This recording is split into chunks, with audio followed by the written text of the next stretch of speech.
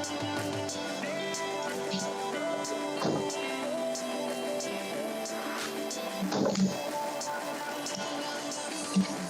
right, the stories I have are Matt Johnson, rifle extension, Friday night.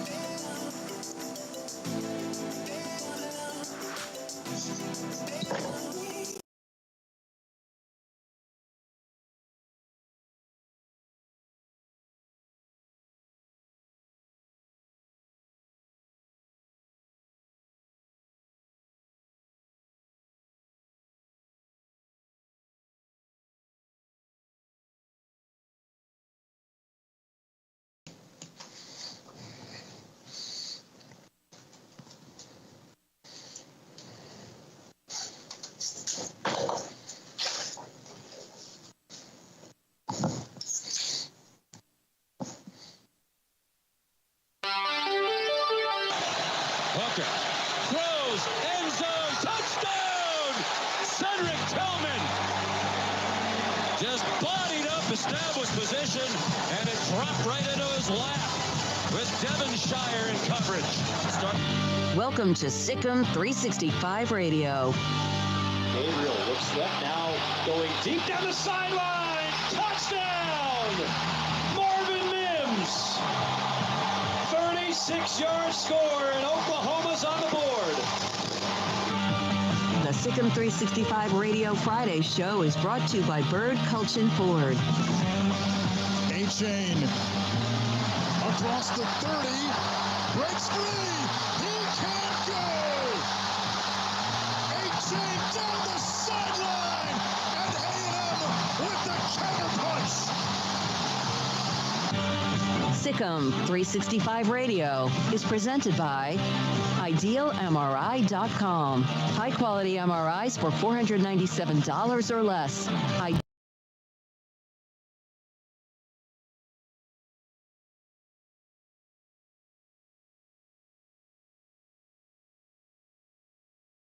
Hit the end zone for a touchdown. The second touchdown for Miami, the second on the ground, and they take a 10-point lead against the Wildcats. Sikkim 365 Radio is also brought to you by Texas Farm Bureau Insurance, protecting Texans since 1952. Chaotic formation set. Cunningham, all kinds of real estate, and there goes Malik. Malik inside the 20. Malik towards the end zone for the touchdown. Cards are back in front. Have you subscribed to our YouTube channel? Search 365 Sports on YouTube. Brought to you by TFNB, your bank for life. Here's Buckner. Pressure coming. Buckner stands in it. Fires space. Intercepted. Gilmore down the sideline. Pick six. Gilmore. Now here's David Smoak, Paul Catalina, and Craig Smoak. And here we go from Panther Stadium, just on the southern part of Waco, Texas, and Hewitt and also Woodway, Texas, just off of I-35. and Highway 6. We're here for high school football. It is already week number 4. Later today at 6:30, the pregame show for Midway. They're looking for a win, and tonight will not be easy whatsoever. No games right now are easy as they play host to Heath High School out of Rockwall, and they put up a bunch of numbers and yards. We have a lot to get to. You can see us on the webcam today. Paul Catalina, then Craig Smoak. I'm David Smoak at the end, and we'll get to maybe some of the better games in the state of Texas high school football a little bit later today. There are a couple of college games, FSU at Louisville, Air Force Academy at Wyoming, but Texas A&M has made a quarterback change, according to numerous reports. Not just one. I saw the Battalion was one of the first to have it. They go with the LSU transfer in Max Johnson. Max Johnson. I'm sorry. Max Johnson. And this is something they really just kind of had to do, guys. I mean, Haynes King might be a really good quarterback one day, but right now you can see there's a hesitancy on his part. He's too much in his head. Jimbo Fisher's offense is really tough to learn. And Jimbo Fisher also, when you watch him, he is very hard in his quarterback, so it takes a long time to adjust to. Max Johnson has experience in the SEC. He's won big games. He beat A&M last year. He beat Florida in the very famous shoe toss game. He has been there. He's done that. I think this is the better move for A&M going forward until Haynes King is ready to be a quarterback in the SEC, if he ever is. Sometimes guys, might be up a level. We don't know. He's had his moments. He's a really good athlete, but last week against App State, you just saw this hesitancy on his part, and Jimbo Fisher can't wait around for him to come along. They've got to win games and win games soon, because Jimbo's honeymoon is officially over when they walked out of the stadium last week after losing to App State. Well, I mean, this is the biggest no-brainer other than benching Spencer Pitchers over at Iowa. I mean, Haynes King should jump in the portal and go to Iowa. Man, imagine that offense. Yeah. Boy, that'd be fun. That'd be fireworks. No, I mean, like, it is almost like you had no choice. I mean, you're gonna roll Haynes back out there and have another pitiful performance and just completely crush the young man's confidence. I mean, I think you got to be wary of where he is as far as his career goes, and also, where the other guys are and kind of where you are as a program. And yeah, you're in a win now mode. You can't sit there and have your whole season hinge on Haynes King, being ready to go right now and having to go out and win games for you. You've been recruiting really well for years now. You've told everybody about it. We've seen all the graphics. We've seen all the 247 and Rivals and everybody else's rankings, and A&M's the champs of recruiting and all that. And I understand, like, last year's class isn't ready to go full-blown right now, but, you're building some good things, but you still have to win games right now to keep that momentum going. And they're not going to do that with Haynes King going into, the rest of this schedule. I think that's pretty clear to everybody who's watched so far. So, yeah, I think it's a no-brainer. I think it's a move that they had to make just for their own confidence's sake. And, hopefully Haynes King understands the business part of this is like, hey, man, it's just you're not ready yet. Like, you're not ready yet. We got to do something else. And Max Johnson, I'm sure, will be rip-roaring and ready to go. He didn't transfer to A&M, just sit on the bench the whole time. He came to play too. So, yeah, I'm interested to see how Max Johnson performs and, what happens with Haynes King from here on out.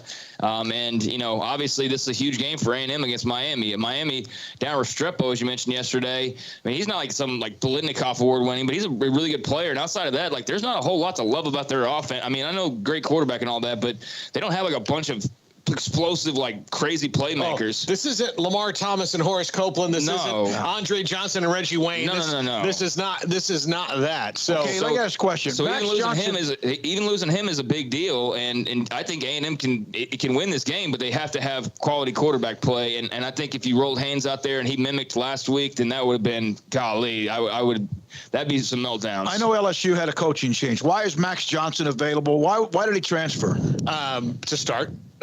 One, and his brother went to A&M, committed as a tight end. Who's the LSU? I mean, has LSU got some dynamic guy that I don't know about? No, I think, but I do think Brian Kelly kind of made it known that he was not comfortable with that. And look, Max Johnson, everybody knows who his dad is. I think if you don't, it's former Buccaneers Super Bowl winning quarterback. And Cowboys and Vikings and other quarterback. Brad Johnson is his father. Brad Johnson was the quarterback at Florida State. Interesting that like the bloodlines are like this, in that Brad Johnson, his junior year, was the starter at Florida State. He took over from Peter Tom Willis. He was the starter. Then Casey Weldon beat him out his senior year, and Casey Weldon was the quarterback their senior year. They went on that year to beat A&M in the Cotton Bowl. Casey Weldon, had a cup of coffee in the NFL. Brad Johnson went along to have a 15, 16, 17-year career as a starter to back up winning a Super Bowl. So Max Johnson comes from stock that, knows that sometimes you've got to wait your turn. And I think that's going to be good for A&M, and that they've got somebody who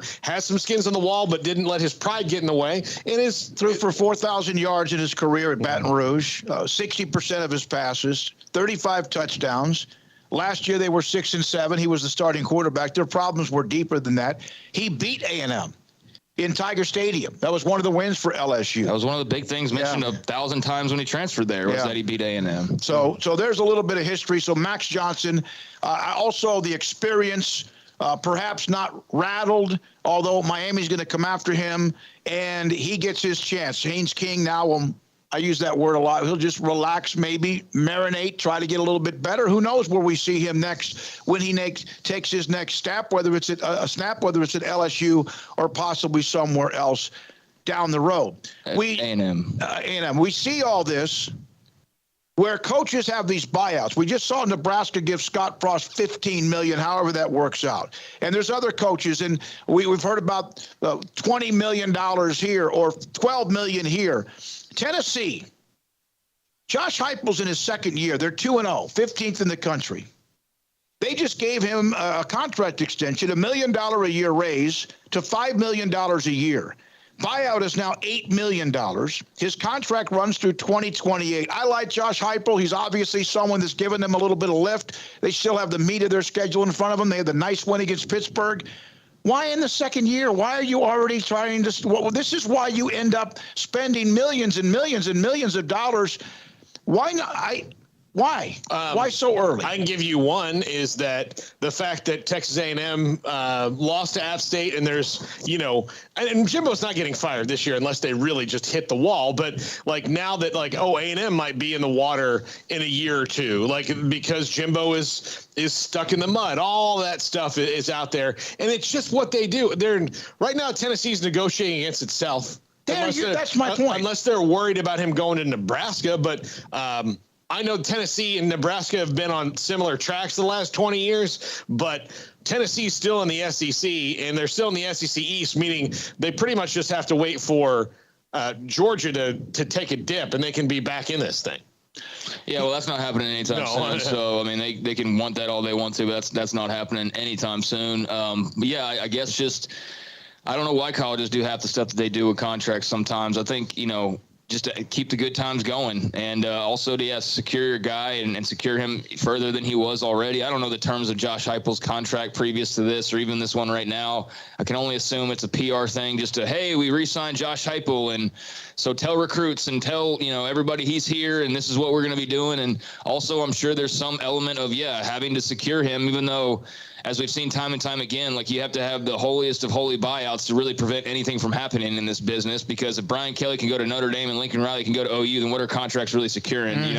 So I think it's a mixture of that. I mean, good for Josh Heupel. He's been surprisingly good. I think in some people's estimation that wasn't necessarily a home run hire when it was made. That wasn't necessarily a guaranteed, this is going to be great. It was questioned some from what I recall during that process, and he's proven to be a really solid head coach, and has got that program fun on offense and full of belief and feeling like they're in the right direction for the first time in a really long time. So I can understand some of the feel good vibes that are coming out of there. And obviously a guy who's going to probably be, mentioned and be more in demand as some of these jobs open up. Okay. His deal was $1 million raise. Will now take him to $5 million a year. Still among the lowest paid SEC coaches. Drinkwitz is 4. Shane Beamer, 2.75.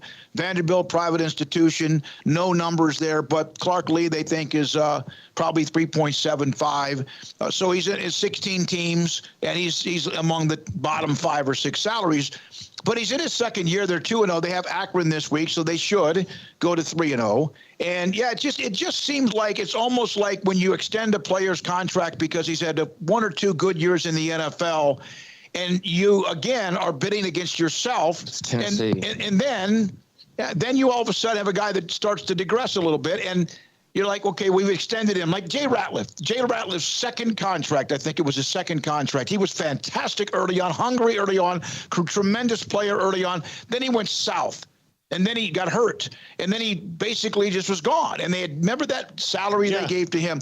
I'm happy for Josh Heupel. I'm happy for anybody. I'm not questioning the money. I'm questioning, why do you have to do it so quickly? Why not wait 5 or 6 weeks? Why not wait until the offseason? Why does everybody need a new arena? Why does everybody, I mean, like, it's college athletics. They just spend money. I mean, they just spend money. And now we're hearing them brag about, and they being just the entities, brag about how much more money they're going to make. And like, this is something I brought up. I remember we had this comment on the chat line one day. I was talking about whoever's salary it was, I guess it's like Dabo's new deal. And I was like, golly, man, I was sitting there wondering about, like, how high does it go? Like, how high and this is right in the midst of realignment stuff, like right in the midst of all this Big Ten contract and everything. I was just like, geez, man, I wonder how high does it go.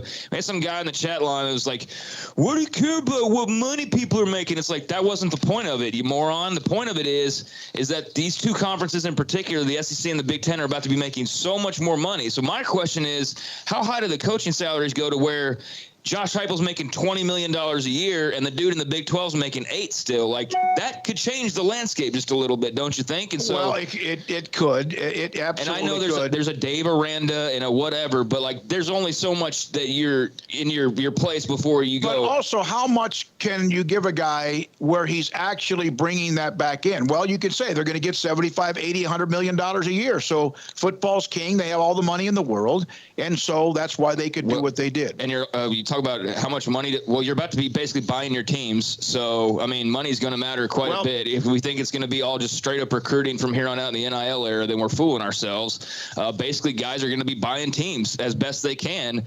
So we're seeing the money start to flow just now. So, yeah, I just think that, the college athletics is spend money. And I think this is a feel-good PR thing, but I also think it's just securing Josh Heupel and making him feel like, you're progressing. We notice you. Here's a little bump. Keep it going. And, there will be more where this came from. Speaking of that, Sam Kahn in theathletic.com, great article today, kind of the background on the recruitment of Manning, Arch Manning. $280,000 weekend is what they ended up spending, and not just for Arch Manning. There were other big-time names and recruits and prospects on campus. I got a text, and I'm trying to get to it right now, from the 213 area code, and I'll read it once it gets back to the page that I need. But it's like you just said, you are now entertaining free agents. You're entertaining free agents even before they ever step on a campus, whether it's Ohio State or whether it's Miami or it's Texas or it's Oklahoma or whoever it might be, USC.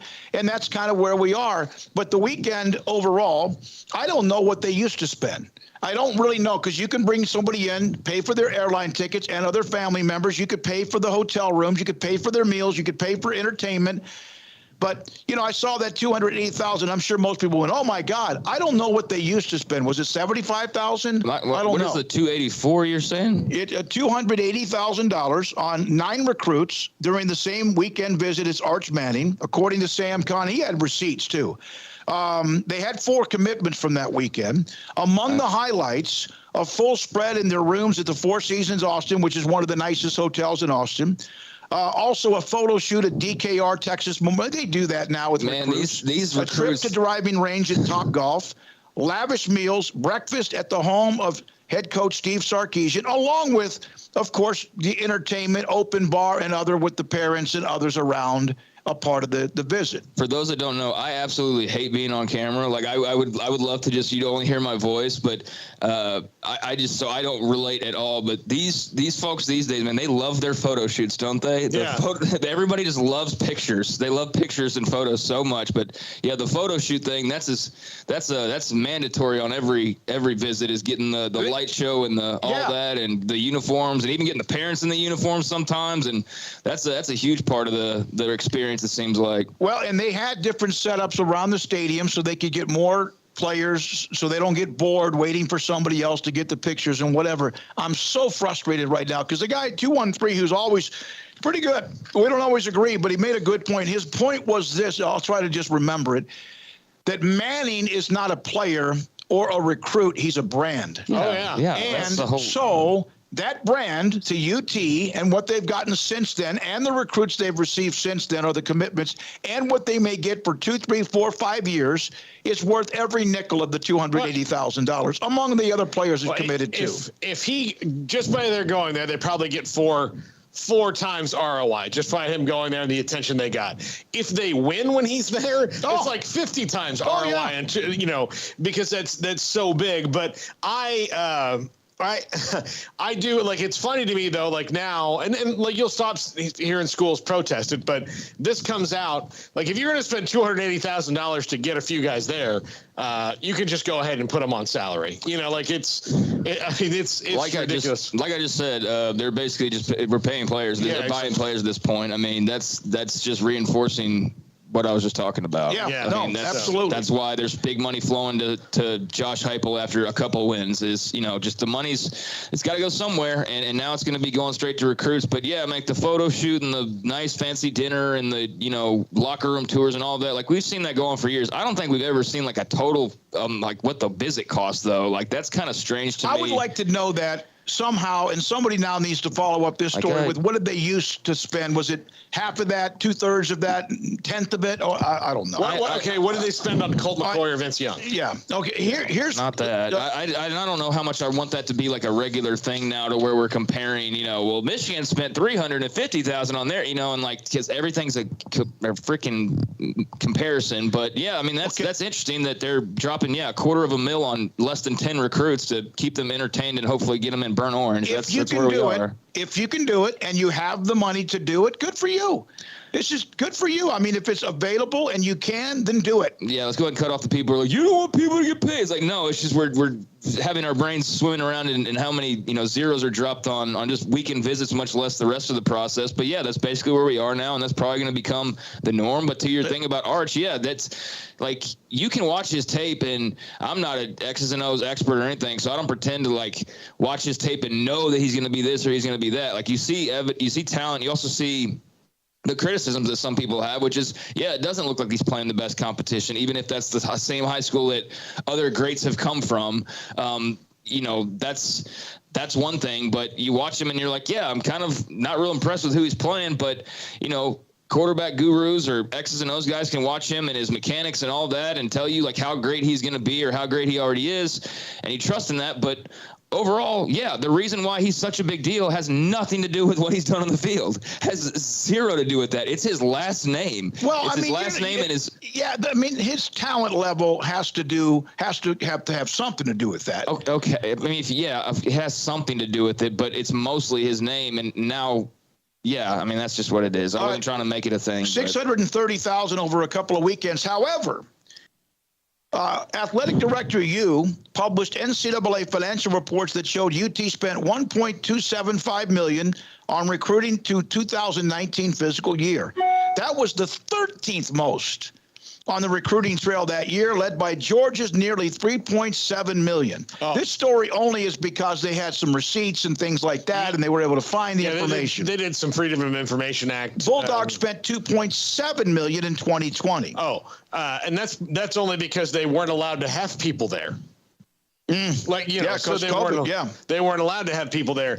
Nobody is going to outspend Kirby Smart in recruiting. That dude is he's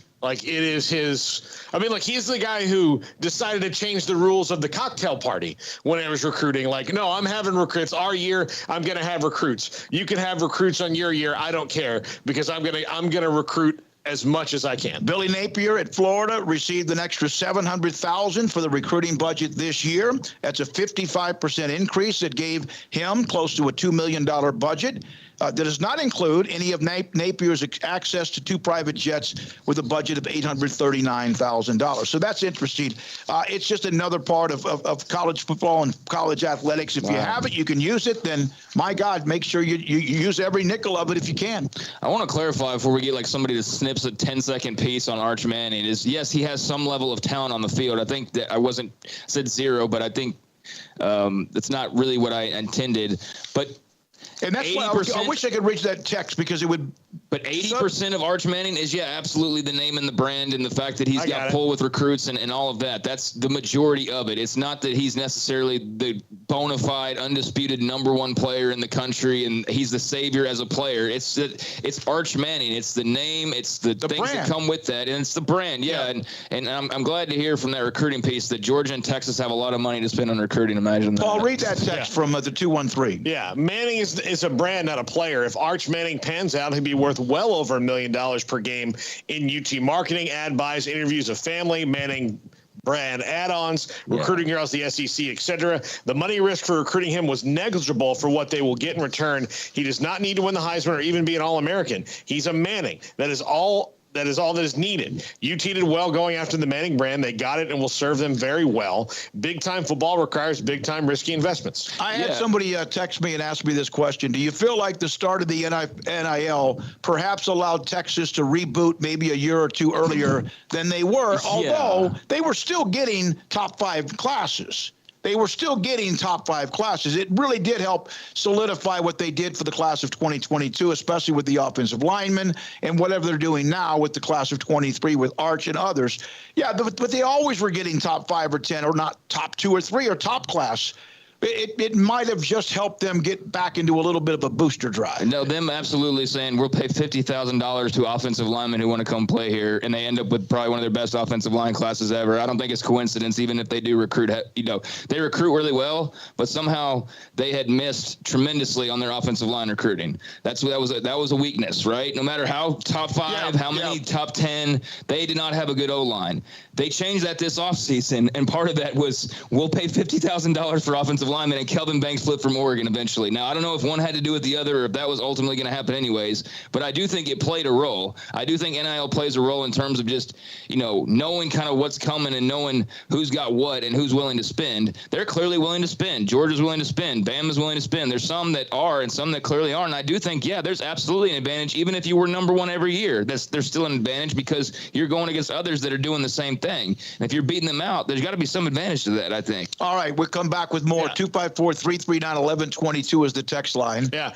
but Texas's problem, which they will have to solve under Steve Sarkisian, is they get all the seeds in the crop. Yeah, but they just don't know how to water it. They've had highly ranked offensive line classes, and at times you've kind of wondered about, was it because? And hey, this has allowed them to kickstart what they're doing. We saw a little bit, maybe we saw a little bit of that, who they have with what they did against Alabama Saturday. Much more to get to. Good for them or anyone if you can. Use it if it's part of what you can do. And they surely did that one weekend among some others. But Georgia, of course, right there. Before you go, oh, my God, Texas is outspending everybody. Georgia goes, wait a minute, hold my beer. Yeah, I don't even care what Texas is spending. I mean, if you would ask me, who's spending the most on recruiting, that's 2 of the top 3 I probably would have mentioned. So I don't think that that's really a shock. But it is, I guess, maybe the totals are surprising to people. And, if you got it, spend it. But going back to the Arch Manning thing real quick, I don't have a absolutely, that was a brand get more than anything else. I think the problem that people have, though, when they criticize it is not that Texas is using it as a brand or that they obtained the Manning brand. It's that they're also being told he's the #1 top player in the country. And people are watching this film and going, no, he's not. There's no way he's the #1 player in the country. He's not even the #1 quarterback. And now, granted, Joe in Tuscaloosa, who's evaluating, may not have a great football film eye, but there are people that do that are like, I don't know if he's the #1 overall. And that's where I think the problem comes in for some people is nothing against him, nothing against Texas for getting him, nothing against Texas for being proud they got him. Just don't tell us he's also the #1 guy, because that's when you feel like but according to some of the rating services that we do look at, he is. to one of them, right? And that's where people get suspicious, is my point that I was trying to get to, is that, like, yeah, he's great. He's a 4. He's a high 4. But don't tell me he's the number 1 player in the country. And that's where the debate comes. I'm not saying it's right or wrong. I'm saying that's where the debate comes in on Arch. Well, that's where it comes in. The rating services that want to recruit or want to put people up at certain numbers, they're the ones that have this evidence. It's like film. And those, you see those, where are they 5 years later? And we'll see where he is in a couple of years. All right, when we come back, much more to get to. We're going to hit Texas Tech today, Baylor today, Oklahoma today, Texas today, and also North Carolina State today. Those are some of the segments we have coming up. Our first, in fact, around the corner. Chris Level covers Texas Tech on their way to Raleigh, North Carolina for that game atop 16th-ranked NC State. Chris Level on Texas Tech and NC State coming up on 365 Sports. Waco Custom Marketplace. Yes, they have specials. Weekly specials that I quote Monday and Wednesday. Baylor's playing at home tomorrow. 11 o'clock, it's a very early game. So tailgating probably is affected a little bit by that. Maybe more breakfast tacos, maybe more that than it is the full-blown if it's a 2:30 kick, or maybe even in the evening or later on at night like 6:30 or 7. Waco Custom Marketplace, if you are looking for where you can go, have an order, you can call it in, and then you go pick it up, for example, maybe today or sometime this afternoon, and have it available tonight for tomorrow. You can still do that. They're open until 6 o'clock. If you're looking for brisket, tri-tip, if you're looking for sausage or chicken wings, if you're looking for some hamburgers and hot dogs and brats, they have them. They have a butcher shop that has all of that: seafood, pork, poultry, and beef. There's a bakery with fresh baked bread, kolaches. Maybe that's what you want to do in the morning along with whatever you do with breakfast. They have, you want sausage patties? They have those as well, where you can buy them. Some are already frozen. You can buy them fresh at the butcher shop. And up and down, charcoal, sauces, seasonings, and more. Waco Custom Marketplace, your hometown grocery store and tailgate place at 425 Lake Air Drive in Waco. Looking for a great job with great pay and awesome benefits? Genco FCU is hiring. As a longtime Waco employer, Genco focuses on what matters most in our employees' lives, like pay incentives, bonuses, benefits, 401k plans, paid time off, advancement opportunities, medical, prescription, dental, and vision insurance, as well as short and long-term disability. Come join our incredible team today and make Genco your career that will work for you. Apply at gencofcu.org or at any branch location. Hi, I'm Mark Stewart with Bird Colgan Ford. It's that time of year. It's football season, and BK Ford is a proud supporter of the best high school football teams in Texas, right here in Central Texas. BK Ford is proud to sell the #1 truck in Texas, the F-Series truck, led by our leading rusher, the F-150, 45 years in a row. Lock in your best price and rate today by custom ordering your new F-150 at BK Ford. Simple, easy, trusted. Experience better at Bird Colgan Ford.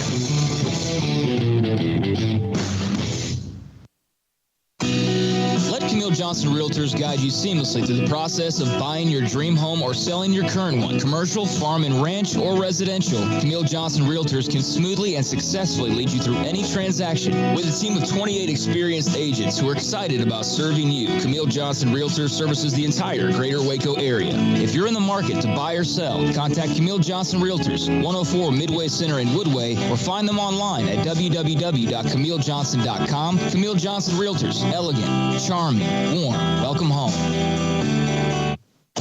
At Ideal MRI, we feel blessed to be part of the Waco community. We're a small family business here in Central Texas. At times like this, the cost of healthcare has never been more important. And unfortunately, significant illnesses and injuries still occur. And that's why Ideal MRI is open and here to serve you through this difficult time. So if you need an MRI, ask your doctor about Ideal MRI. You can schedule online in minutes at idealmri.com or call 833-IDEAL-MRI.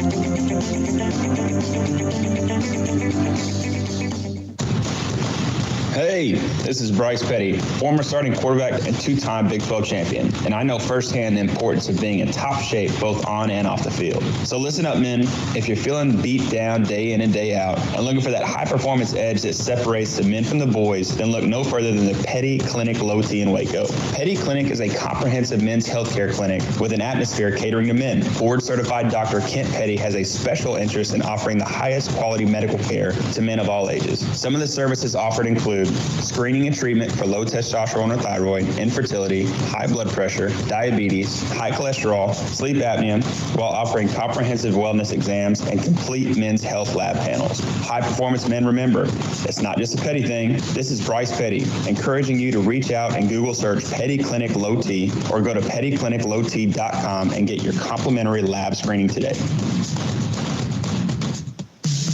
In the market for a quality metal building? Since 1943, Pioneer Steel and Pipe has helped Central Texas residential and commercial customers with metal building design, panel options, building components, and trim options. Pioneer Steel and Pipe's residential line is energy efficient, offers low maintenance, reduces insurance payments, is impact resistant, and carries up to a 45-year limited warranty. In addition, they can also help you find a metal building contractor for your project. Pioneer Steel and Pipe with locations in Waco and Bryan and at pioneersboys.com.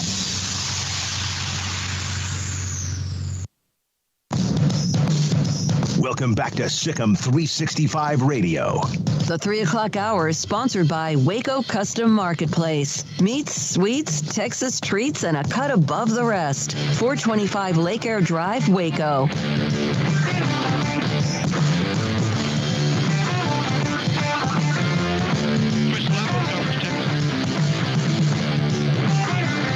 Chris Level covers Texas Tech, RedRaidersports.com, sideline reporter, Texas Tech football. NC State tomorrow in one of the more intriguing and better matchups in college football. What would a win there mean to this program, and how would it be viewed? Yeah, it's going to put you in the spotlight a bit, I think, if you pull it off, because I think people, look, there was not a lot of expectations for this program outside of this city and this building from, people picking the league and all these things, and a first-year head coach and all that. But I think it would put you way ahead of schedule. I think it would, especially with a quote-unquote backup quarterback. But I think it would just show you that, Joey's got these kids believing and that they're pretty good. I don't know how good they are, but, yeah, I think it's a fun opportunity, because if you don't get it done, you're not going to be criticized for it. You're not supposed to win this game, but if you do get it done, look out. Let's say they get something going. How much are we going to look back later in the year at 4th and 20 in overtime against Houston and they converted? Yeah, that was like seeing Bigfoot or something. I thought, oh man, this is not. Yeah, I mean, like I can't believe what I've just seen here. But 4th and 20. I mean, I'll be honest, and I talked to Donovan this week several times about it, and they'd called the same play earlier in the half and it didn't really work. But when they called that play and Jerron Bradley is just running wide open, I mean, I think almost too open, and Dana Holgerson did not handle that well at all. But I mean, they get 21 yards on it, and then you get new life. And at that point, that's when you think, okay, we're winning this game, is kind of what they all had said, because you convert that one and look out. You look at this schedule: Houston, NC State, and Texas back to back to back. And I know they're worried about the Wolfpack. And with what we saw with Texas and Alabama, and then Kansas State, Oklahoma State, how about these next 5 weeks, including Houston? Yeah, this schedule on paper, man, as you looked at it, you kind of talked through some of this is brutal. I mean, it is hard. But being around Joey, he, talking about just this week, he's like, yeah, it's going to be sold out. They're going to be yelling at us. It's going to be really hostile. NC State's really good. He's like, I can't wait to, it's going to be so much fun. And I'm thinking he looks at it completely differently than most people potentially would. And I think his players are buying into that too. And that's worth something. I don't know how much, but it's definitely worth something. But yeah, it doesn't get any easier. It just kind of makes for a fun beginning of the season, because there's a lot at stake here early on. If they can survive it, man, they're going to set themselves up to be in good shape. What does it say about Donovan Smith? We know the quarterback room was deep. That's something that Joey and everyone knew, but that he comes in. But it's not that he scores the game-winning touchdown. It's not that he also had some brutal mistakes, but that he never allowed that to affect the next play or the next snap or the next series. Yeah, I think he's somebody that you have no idea if his team is winning or losing if you just watch his body language and things like that. And he told me a story this week about, hey man, I broke my finger when I was little and it's pointing the wrong way, and my mom walked up to me and she's like, oh no, did you break your finger? And he's kind of freaking out, and he learned from his mom, just stay steady, even keel. And I think it's easier said than done, but he's been able to channel that. And I think that steady ship that he's kind of in charge of right now is good for everybody involved, because he's pretty young. This is just going to be his 6th start, and they're really young on offense. They're really old on defense, but on offense, there's a lot of young pieces. So the upside is massive, but there's still going to be some rocky patches, but having a steady guy at the helm certainly helps. What is NC State's biggest strength? I just think they're really their biggest strength is their lack of weakness. Huh. There's nothing that they're not, just solid or good at. There's like 10 starters, I think, on defense back. There's, I think, a bunch of kids that are about 23 years or older. It's kind of a boring football team, if that makes sense, because they're not super flashy, but you have to go beat them. They're not going to beat themselves. Chris Level, RedRaidersports.com, Texas Tech sideline reporter, 365 Sports. Grayson Grunhaver, SicEm365.com is up next. Plus, Taylor McCarr comes up in the 4 o'clock hour, and we'll talk NC State and more. This is SicEm 365 Radio, 365 Sports.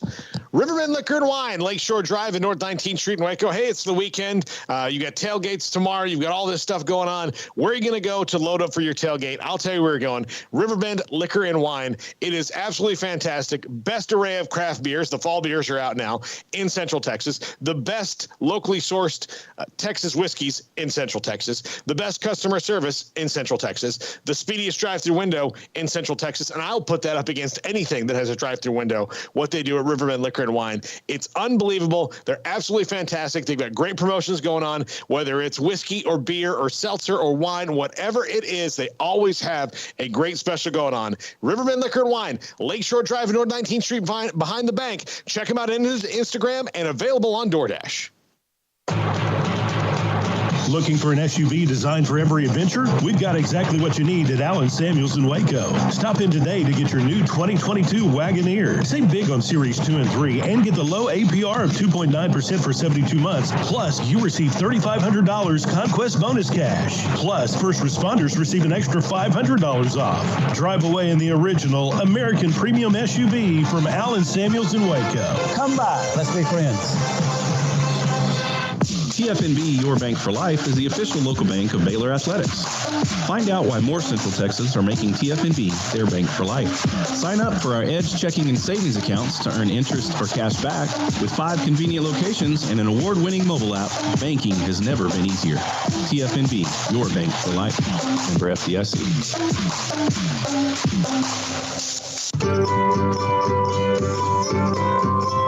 You want to know why Stonewood Dental is so successful? Listen to what happy customers have to say.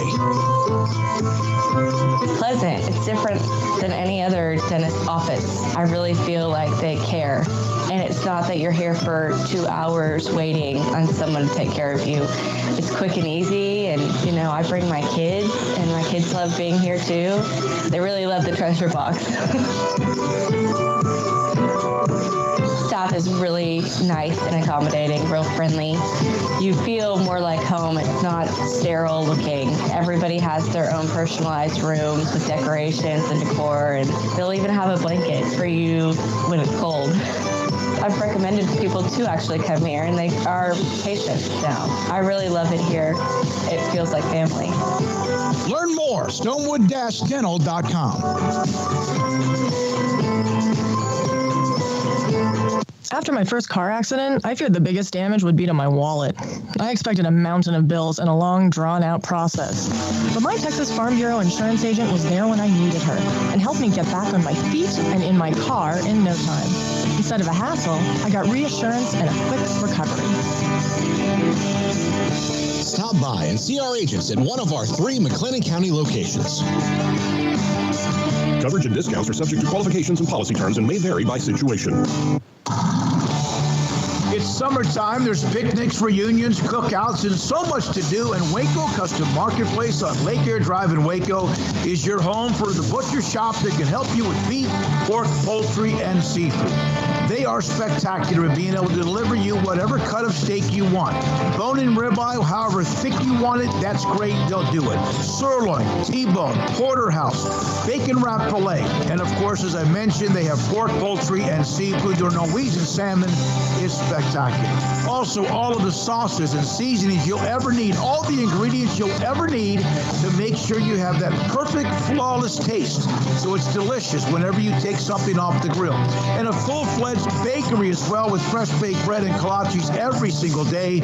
Up and down the aisle of Waco Custom Marketplace, you also have what you need, from knickknacks to snacks to more, at 425 Lake Air Drive in Waco, Waco Custom Marketplace.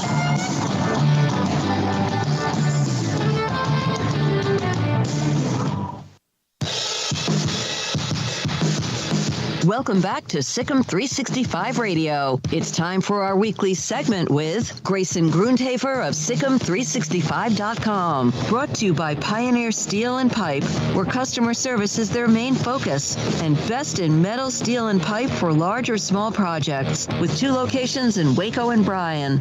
Family owned and operated since 1943.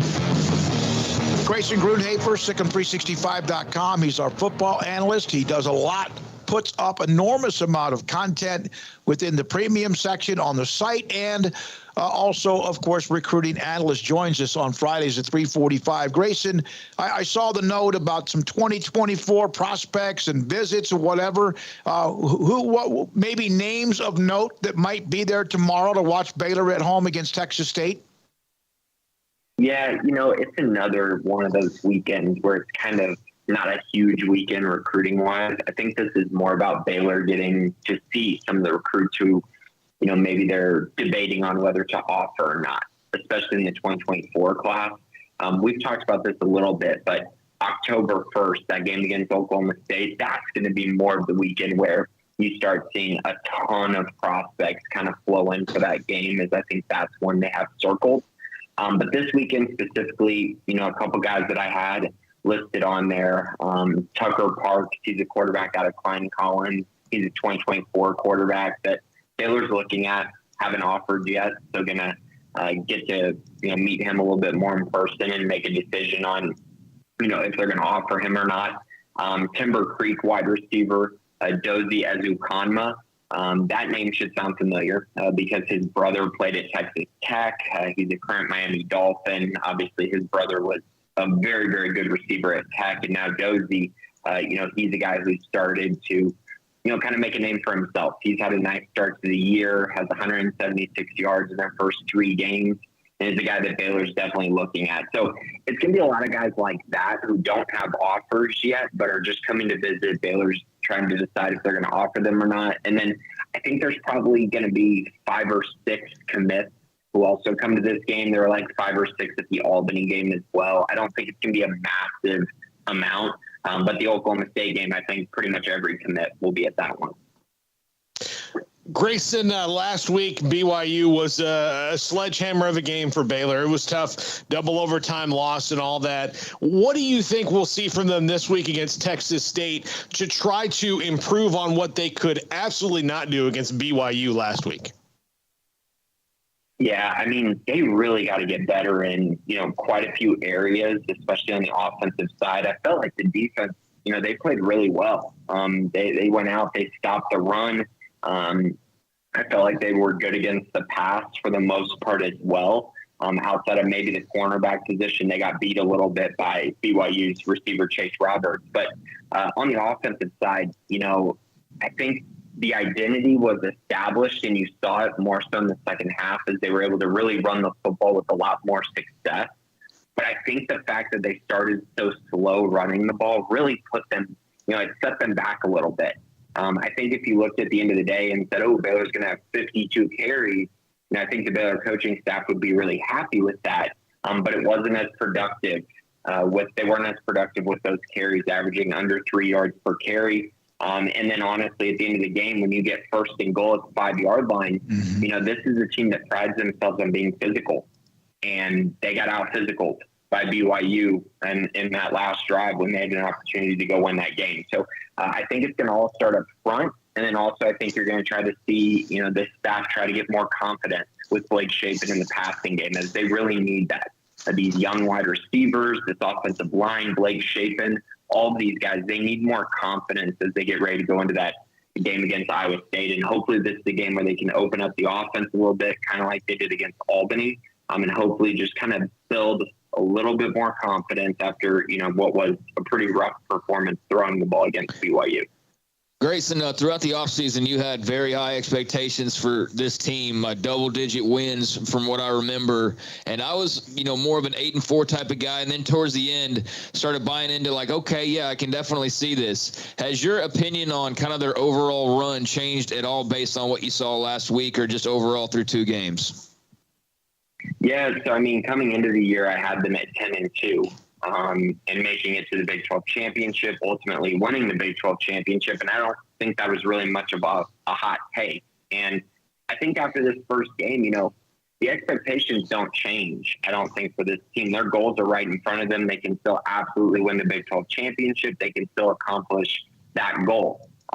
It's going to be a lot harder to make it to the college football playoff and put themselves in a position to actually win a national championship. I'm not going to say that's completely off the table, but I definitely think that's going to be much more difficult.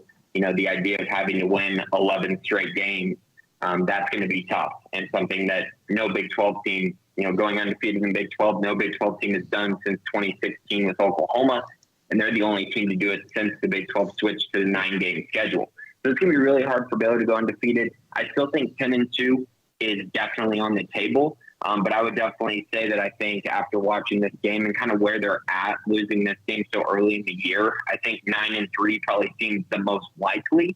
But I don't, I think if you look at their schedule, they can win any game on their schedule. They absolutely can. If you look at where they play these teams, I know you look at Oklahoma, and that might seem like a game that there's no way they win.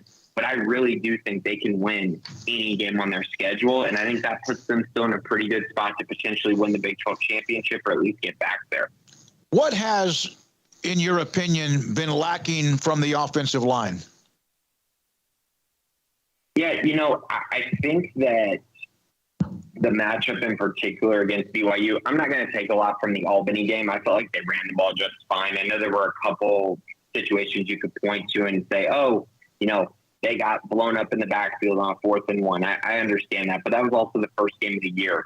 I think the problem was they went from playing Albany, who just does not have a very physical offensive line, to having to immediately go on the road to face BYU and Provo. And I think you just saw communication errors by everyone on the offensive side. I think there was a lot of communication problems. I also think that when you're in that environment, it's easy to forget what you're doing or miss a read or miss an assignment.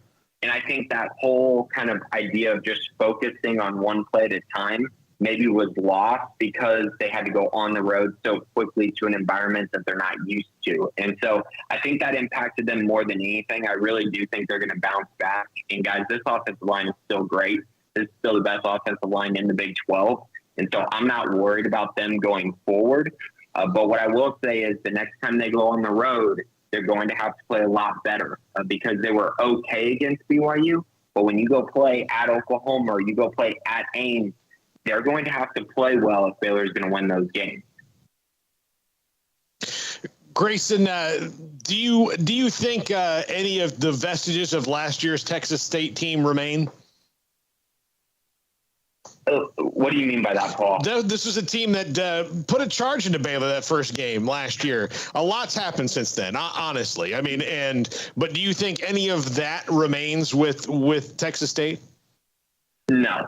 This is a completely different matchup this year, and I know a lot of people are pointing to that first game against Texas State and saying, "Oh, look how the season turned out for Baylor." But again, that was the first week of the year. That was their first game with a lot of new coaches and a lot of new faces. Whereas you look at this game, and Baylor has a lot of returning guys, and Baylor's in a position where they should be able to go out and handle Texas State pretty easily. And if you look at what Texas State has done this year, it's really not very impressive. They got blown out by a Nevada team that lost by double digits to Incarnate Word over the weekend. They beat a Florida International team that nearly lost to Bryant, a really bad FCS team, the first week of the year. They have a quarterback that is very prone to turning the ball over and is very inaccurate. Plus, he's not as mobile as their quarterback was last year in Brady McBride, and now their quarterback is Lane Hatcher.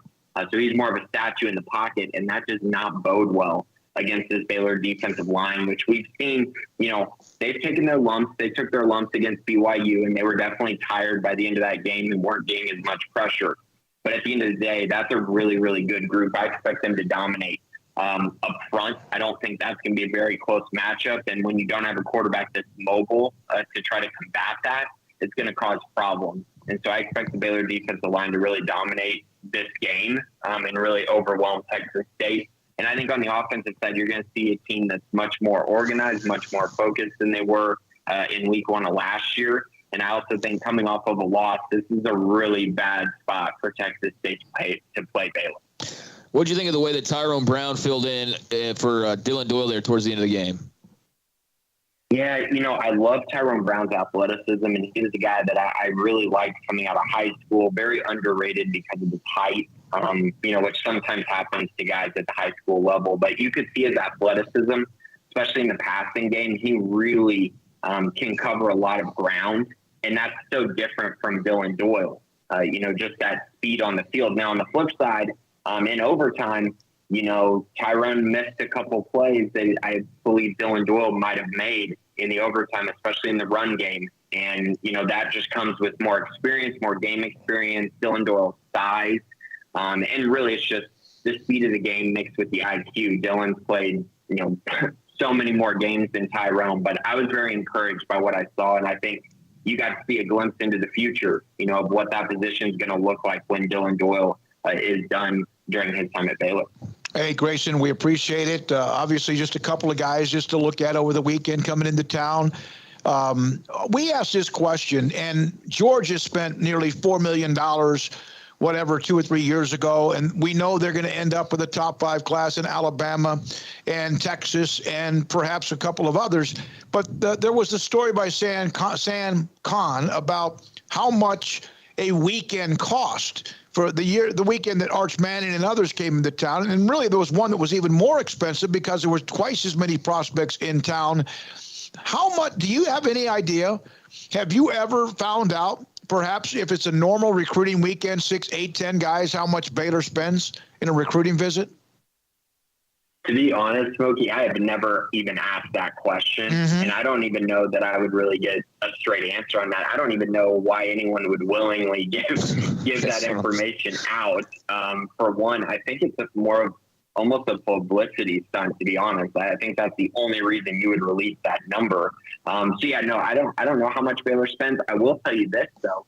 Baylor's recruiting weekends, they do put a lot of money and effort and time into those weekends, and they end up being amazing weekends. You ask any recruit about Baylor's official visits, they all love it. They feel like they're treated really well, them and their families, and I think that's awesome. I know the meals are amazing. Everyone talks about the food, so they're dining really well, which is, that's not abnormal for any of these visits. So I know they go really well. I know they put a lot of time and money into it, but I don't think they're reaching the number that Texas is reaching. And I also think it's really funny that was even released by anyone. That's just so absurd to me. Texas didn't have a choice. It was a Freedom of Information Act. Yeah, and I think you take even some of the social media and some talking to some others who were on the trip, among others. It was Sam Khan wrote the article, who does a great job with The Athletic. And I had really never cared whether somebody spent $50,000 or $500,000, but it was just interesting. It was a great story,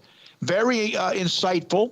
And they just kind of pieced everything together based on the rooms at the Four Seasons in Austin. I was curious about that. And you're right. I never would have asked you the question had I not read the article, and have no idea who outspends the others. But I think we all know that the top 5, no matter what, whether there's NIL or not, usually are the top 5 to 8 anyway.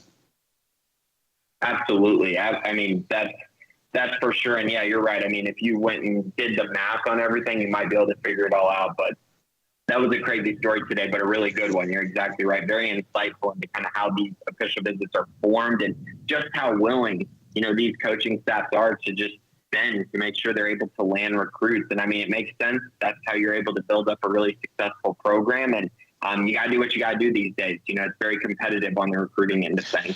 Grayson Grundy for SicEm365.com, Fridays at 3:45. Recruiting, the Bearcast every Tuesday with Craig. That's an hour plus of information. And then also just a lot of the analyzation of what's going on with Baylor football and what they do from week in and week out. We have Chris Level. We had him just a minute ago covering Texas Tech on the road against NC State. Oklahoma on the road against longtime rival, although sporadic of late, Nebraska, and all what may be going on at Memorial Stadium. Josh McCuistion, Soonerscoop.com, is next. SicEm 365 Radio and 365 Sports. Richard Carr, Buick GMC Cadillac. They've got a lot of great deals right now over at Richard Carr, and they are the people that you can count on for the life of a great deal. And let me try and get you some of those great deals right now. One thing I can tell you for sure is that they are, not only loaded right now with premium pre-owned cars, but they've also got new cars and trucks that are arriving weekly and even daily as well over at Richard Carr. They have great customer service. I've dealt with them on many occasions, and deal with them, I mean that in a good way, when it comes to getting my vehicle serviced and comes to getting some of the things fixed up that I needed to. But right now, for people that are into buying a vehicle, the wait is over. Richard Carr has trucks in stock. 2022 GMC Sierras have hit the lot and are waiting for you to test drive today. The GMC Sierra offers best-in-class towing, strong steel bed, luxurious multi-pro tailgate, advanced collision avoidance, and an interior that includes massive touchscreens, 14 camera views, and premium comfort. There are trucks waiting for you to test drive right now, so get to the dealership and drive your next truck today. And if the exact truck or SUV is not on the lot, get on their inbound vehicle list, and you can cut in line for stocks that are in production, or for trucks that are in production but not quite in stock, or let them help you design the exact truck or SUV you want, and Richard Carr will have GMC prioritize it for you. So if you want to drive your current car longer, Richard Carr also has award-winning service, as I mentioned, and the collision repair. Go to their website, richardcarr.com, to see service specials and to set an appointment for quick and reliable service from the dealer you can count on. In business for over 23 years in Central Texas, run by proud Wacoans, proud Baylor Bears. Log on to richardcarr.com today. Call now or go see them now off Highway 6, the Imperial exit. 1, 2. I'm in love with a man named Rudy. I'm okay with that. He knows exactly what I want. He keeps me coming back. Cooks breakfast, lunch, and dinner for me. Does the dishes too. I'm in love with a man named Rudy. Last name Barbecue. It sure is easy to fall in love with Rudy's tasty oak smoked barbecue. Next in line. Boots add protection. Good boots help you climb better and move forward faster. And when your son or daughter steps into the boots of a U.S. Army officer, they also learn how to lead. In these boots, they'll gain more confidence with expert training in one of more than 150 occupational specialties. In these boots, they'll stand a little taller and lead a team with diverse backgrounds and areas of expertise to successfully accomplish whatever challenge comes next. In these boots, they'll earn respect with valuable experience from day one that will give them solid footing for success into the future.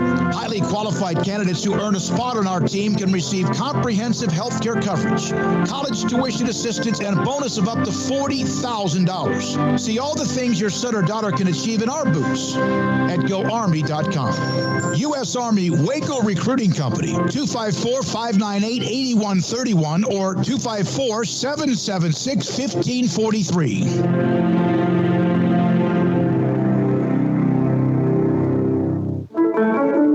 One size fits all. That may be all right for an adjustable belt or cheap sunglasses, but when it comes to your financial needs, no one wants a one-size-fits-all strategy. Cam Heathcott, your Edward Jones financial advisor, knows that his most important goals are yours. That's why he takes the time to understand your needs, knowing you. That's how Edward Jones makes sense of investing. Cam Heathcott, covering Conroe and Houston, 936-756-7717 or cam.heathcott@edwardjones.com. Edward Jones, member SIPC. Automatic Chef Canteen is a full-service micro-market vending and office coffee provider with state-of-the-art vending equipment, a wide variety of products, and offering custom-fitted micro-market vending office coffee solutions for your employee break room. You want a full break room solution and a workplace oasis? Well, Automatic Chef Canteen, locally owned and operated for over 50 years in Central Texas, also includes in-house mechanics on call 24/7 for fast, reliable service and maintenance. Automatic Chef Canteen, 6900 Imperial Drive in Waco, or online at automaticchefcanteen.com.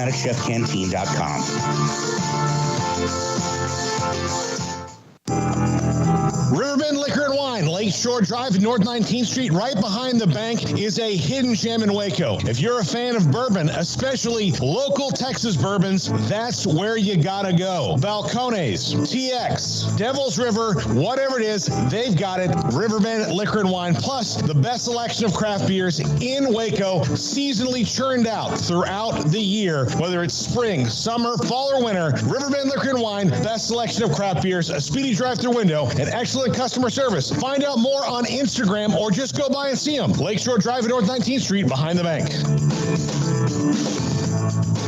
From the first workout to the last practice, sports is an incredible and rewarding challenge. Hi, this is Dan Ingham with the First National Bank of Central Texas, and we're proud to support each athlete, every parent, and our educators. From families, small businesses, to the biggest industry, we're here to help. With remarkable products like our free First mobile app, we've got banking ideas that fuel big dreams. That's the First National Bank of Central Texas. Familiar faces making local decisions. Member FDIC, Equal Housing Lender. Welcome back to Sikkim 365 Radio. Shaping into the end zone. Room service. Ben Sims with the touchdown. Wide open. The 4 o'clock hour is sponsored by Boozer's Jewelers, the wedding ring store, specializing in custom jewelry and repair, all in-house. Now, here's David Smoak, Paul Catalina, and Craig Smoak. Josh McCuistion has covered Oklahoma for a long, long time, co-publisher of Soonerscoop.com. Also, of course, a part of covering Oklahoma in many different ways. Joins us, Sikkim 365 Radio, 365 Sports. Josh, last year was very emotional and cool because of the first game in forever between Nebraska and Oklahoma because of the way the Big 12 broke up, or at least Nebraska leaving. Is that still a thing, or do you think most of the players in the program don't realize that these used to be an incredible rivalry?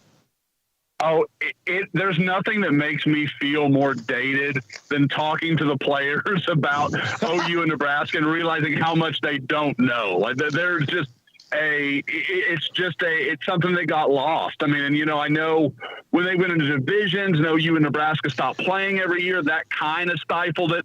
And then obviously with Nebraska leaving the Big 12, I mean, most of these guys, there's just no concept of it. They don't know of it as a Thanksgiving Day, you know, or the day after tradition kind of thing like that. There's just nothing to that for them. Do you ask them, like, do you guys know the Star Wars prequels? Well, back then and before that, these teams played all the time.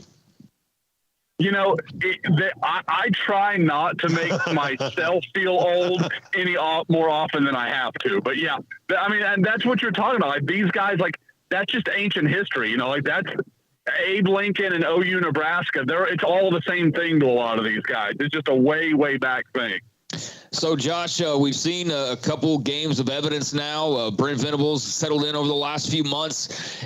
It just seems like he's brought a really refreshing air to the program. And I know that happens typically with new coaches, but the familiarity certainly helps as well. Just what's the mood around Norman right now? What are people thinking about Oklahoma football under Brent Venables early on? I think that's a really good way to put it. It just feels like there is a change in – you know, I think for a long time, a lot of ex-players, and that trickled down. You know, you guys know how it is. Big program like Oklahoma, there's a lot of, you know, the ex-players are around and they, you know, they're either on radio shows or they do a lot of different things. And you could always tell there was kind of an arm's length between what was going on under Lincoln Riley and those guys. And now those guys have just been welcomed back with open arms. A lot of them obviously played for Brent. So there's a lot of connection there. And I think that trickles down to the fan. They feel it. They see it. And honestly, guys, I mean, and it was something I think I only came to this the last maybe, few weeks, last month. There is a big part of me that feels like a lot of the hatred towards Lincoln Riley, and there's just no other way to say that, the yin to that yang is kind of the love of Brent Venables. Like, he's going to get a little more slack probably than maybe, I don't know if he should or shouldn't, but they're going to give him a lot of leeway because he wanted them when they felt kind of spurned.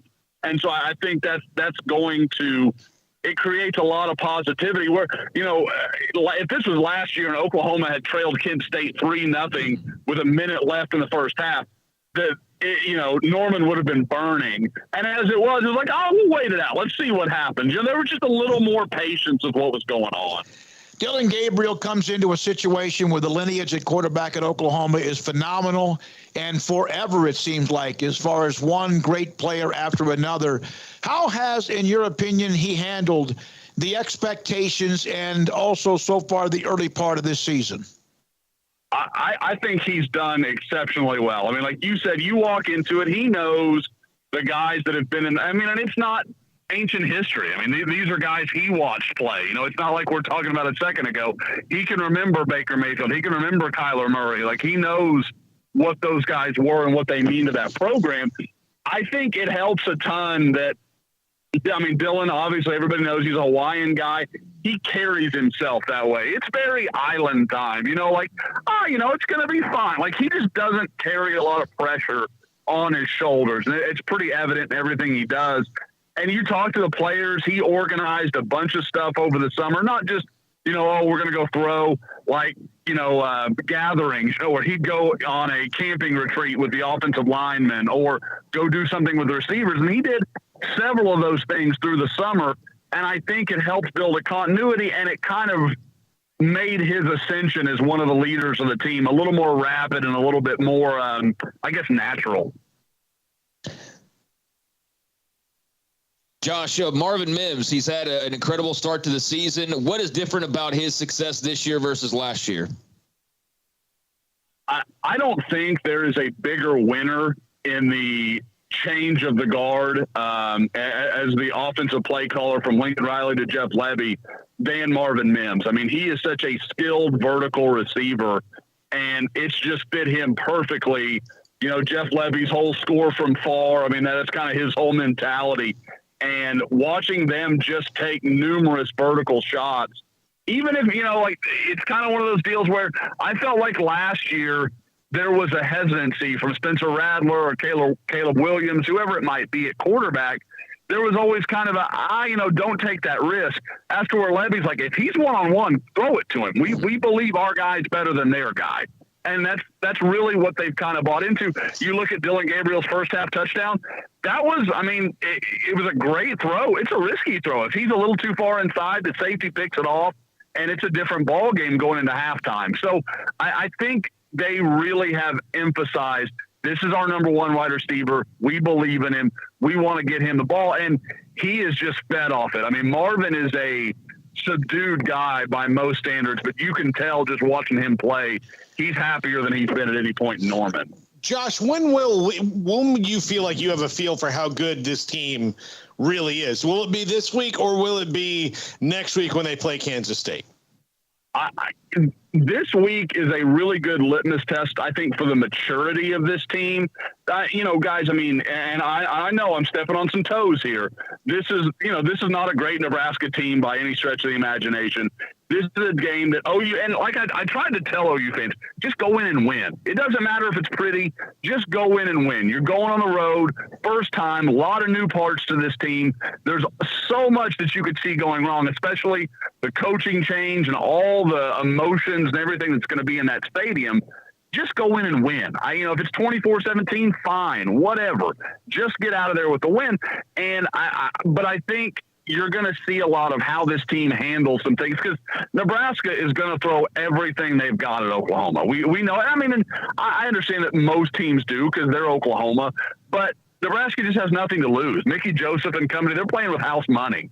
So they can really just go as crazy as they want to, get as aggressive as they want to. And Oklahoma's going to have to adapt, and we'll see how they go. But as far as the team, how good they are, how some of their weaknesses can possibly being exposed, I think that's Kansas State. The offensive line hasn't come along like I and some others expected it to. That Kansas State defensive line, if OU's not right and they're not ready, they've got some guys there that will severely punish Oklahoma. They have played UTEP and also Kent State. First of all, Josh McCuistion, Soonerscoop.com with us. Nebraska, Oklahoma tomorrow in Lincoln. They haven't really been tested much on their defense. We know that's what Venables cuts his teeth on. Nebraska's offense has put up a lot of points, but I still think it's very much paper mache at times. But they can put up some points and yards with what they do. I'm still not sure about their running game. Is tomorrow an opportunity, not with Kansas State being a better team next week, an opportunity to maybe see what their offense or their defense can do against a team that puts it up a lot? I think that's a big test because, there have been moments in the first two games where both quarterbacks, neither of which were, it's a new starter at Kent State. The kid at UTEP, I thought flashed some good things, but you have to bear that within the lens that it exists in. And so I think there is a lot to discern tomorrow because we've seen Casey Thompson against Oklahoma. We know that if Oklahoma's not on point, he can put points up and do it in a hurry. And, obviously Casey, with all his connection to Oklahoma, there's going to be a lot of motivation. He's a kid that Brent Venables talked about this week as a guy OU tried to bring in. They really like him both as a player, as a person. So there's a lot of kind of mutual respect there. And like I said, this is a team that can punish them. We're going to see a lot.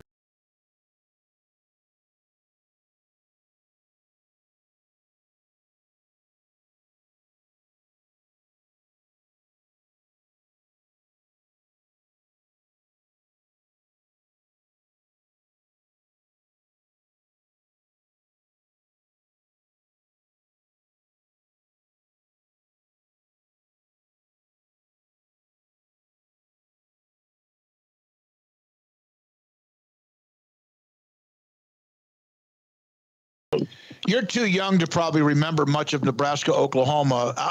What's your favorite moment, both one that you loved and one that hurt you in that series or that rivalry?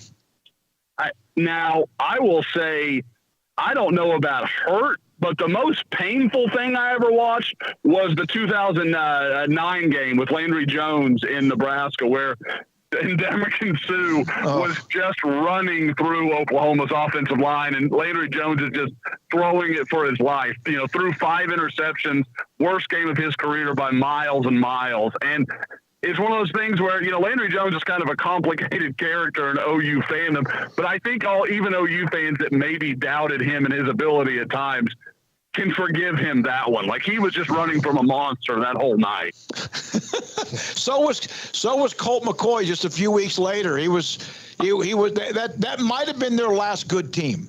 That Nebraska's good team was 2009. That might have been it. You throw in people always forget Jared Crick and what a good player he was. Obviously, Amukamara played on that. There were so many good players that people don't think about, and that was a good Nebraska team. Obviously, Taylor Martinez had his ups and downs, but he was dynamic when he was in open space. Josh, a lot of people may not remember this either because in 2009, Baylor wasn't very good either, but Ndamukong Suh had a very normal game for him, or average game. He made some plays, but Baylor committed to Ndamukong Suh is not going to kill us. And Jared Crick had 6 sacks or something like that. Yeah. Like, he went from like a 7th round pick to a 4th round pick just in that day, just in that one day. It doesn't, there was a guy, and I don't know if you all remember him, a guy named Stephen Good that played for Oklahoma. He's now literally a professional power lifter. He is a very strong man. And he tells stories about having to block Sue that night. And he was like, he just put his hands on me and I couldn't do anything with, just like this guy is almost supernatural strong. Is there one player at Oklahoma, and it doesn't matter whether offense or defense, but a young man, a young player, you're waiting for them to burst out, that that they're capable of that and that might happen? I would say it's an interesting thing because in Oklahoma circles, I think there is a feeling that it's already started to happen. But the guy that, with Brent Venables, his background at linebacker, all the great players that have played under him, keep an eye on Danny Stutsman, number 28, weak side linebacker, had 4 tackles for loss last week against Kent State. He was a kid kind of underrated out of high school, was a 3-star. I actually had a chance to see him in a game during his senior year and thought, man, this guy is special, and you just didn't know how he would develop. But under Brent, I mean, you can see it in 2 games. Like, it's a different guy, and at 6'3", 240, he runs extremely well. I mean, he is a very, very gifted player. Yep, his father was a great player as well, the former tight end at Dangerfield High School, signed with Baylor. Then, of course, he's in Florida. Danny Stutsman, heard a lot of great things about him and seen a lot of good things about him. Someone in the chat room, Shawnee Hill, Danny Stutsman. When I asked the question, they put that name up almost immediately. Josh, thanks for your time. We appreciate you. Hey, guys, always enjoy it. Josh McCuistion, Soonerscoop.com, Josh_Scoop on Twitter, a rival site that covers Oklahoma. They play Nebraska tomorrow in 11 o'clock is the game at Memorial Stadium in Lincoln. And I don't know whether Mickey Joseph brings any kind of extra oomph to them. You still kind of are. Maybe they play above their heads. And who knows, they might just be like already mentally just done. Who knows? I don't really feel – I mean, I've thought about the rallying possibilities of Nebraska here, but their defense stinks. And what's Oklahoma do well? I don't know. They run an offense that's pretty quick when scoring, and can put up a lot of points in a hurry. So I don't know. I don't like that combination very much. But elsewhere, maybe Nebraska can score some points too. I don't know if they can get into a straight up shootout. Venables is going to get some stops on defense, but I don't like that offense with Dillon Gabriel's familiarity and the way Marvin Mims is playing, even if the O-line struggling a little bit against a very bad Nebraska defense. I also don't know if there's going to be, and you never know, but I don't know if there's going to be really any win one for the Gipper or Scott Frost thing here, because I don't think it was necessarily like toxic or bad, but like just the vibes we get is just there's like a lot, just talking to people around it, there's just a lot of relief that it's moving on. And so I don't know if there's, gosh, I really wish we could have done this for Coach Frost. I think those emotions are over. There surely won't be any. He's not getting any credit for it. The whole win one for what did he do? He got fired. So no, there's not going to be any Gipper here, but there should be a rallying point for Mickey Joseph. Like, hey, let's support the guy who's trying to save this thing from careening off the side of the road. But I think Gary Patterson trying to put it back on the side of the road. I guess like think about comparing it to Gary Patterson last year. Because they played Baylor right after. Of course, I mean he essentially like here's the game. He was still in the offices preparing for the game. Like Scott Frost was probably exited out by a security guard. Gary Patterson's still coaching.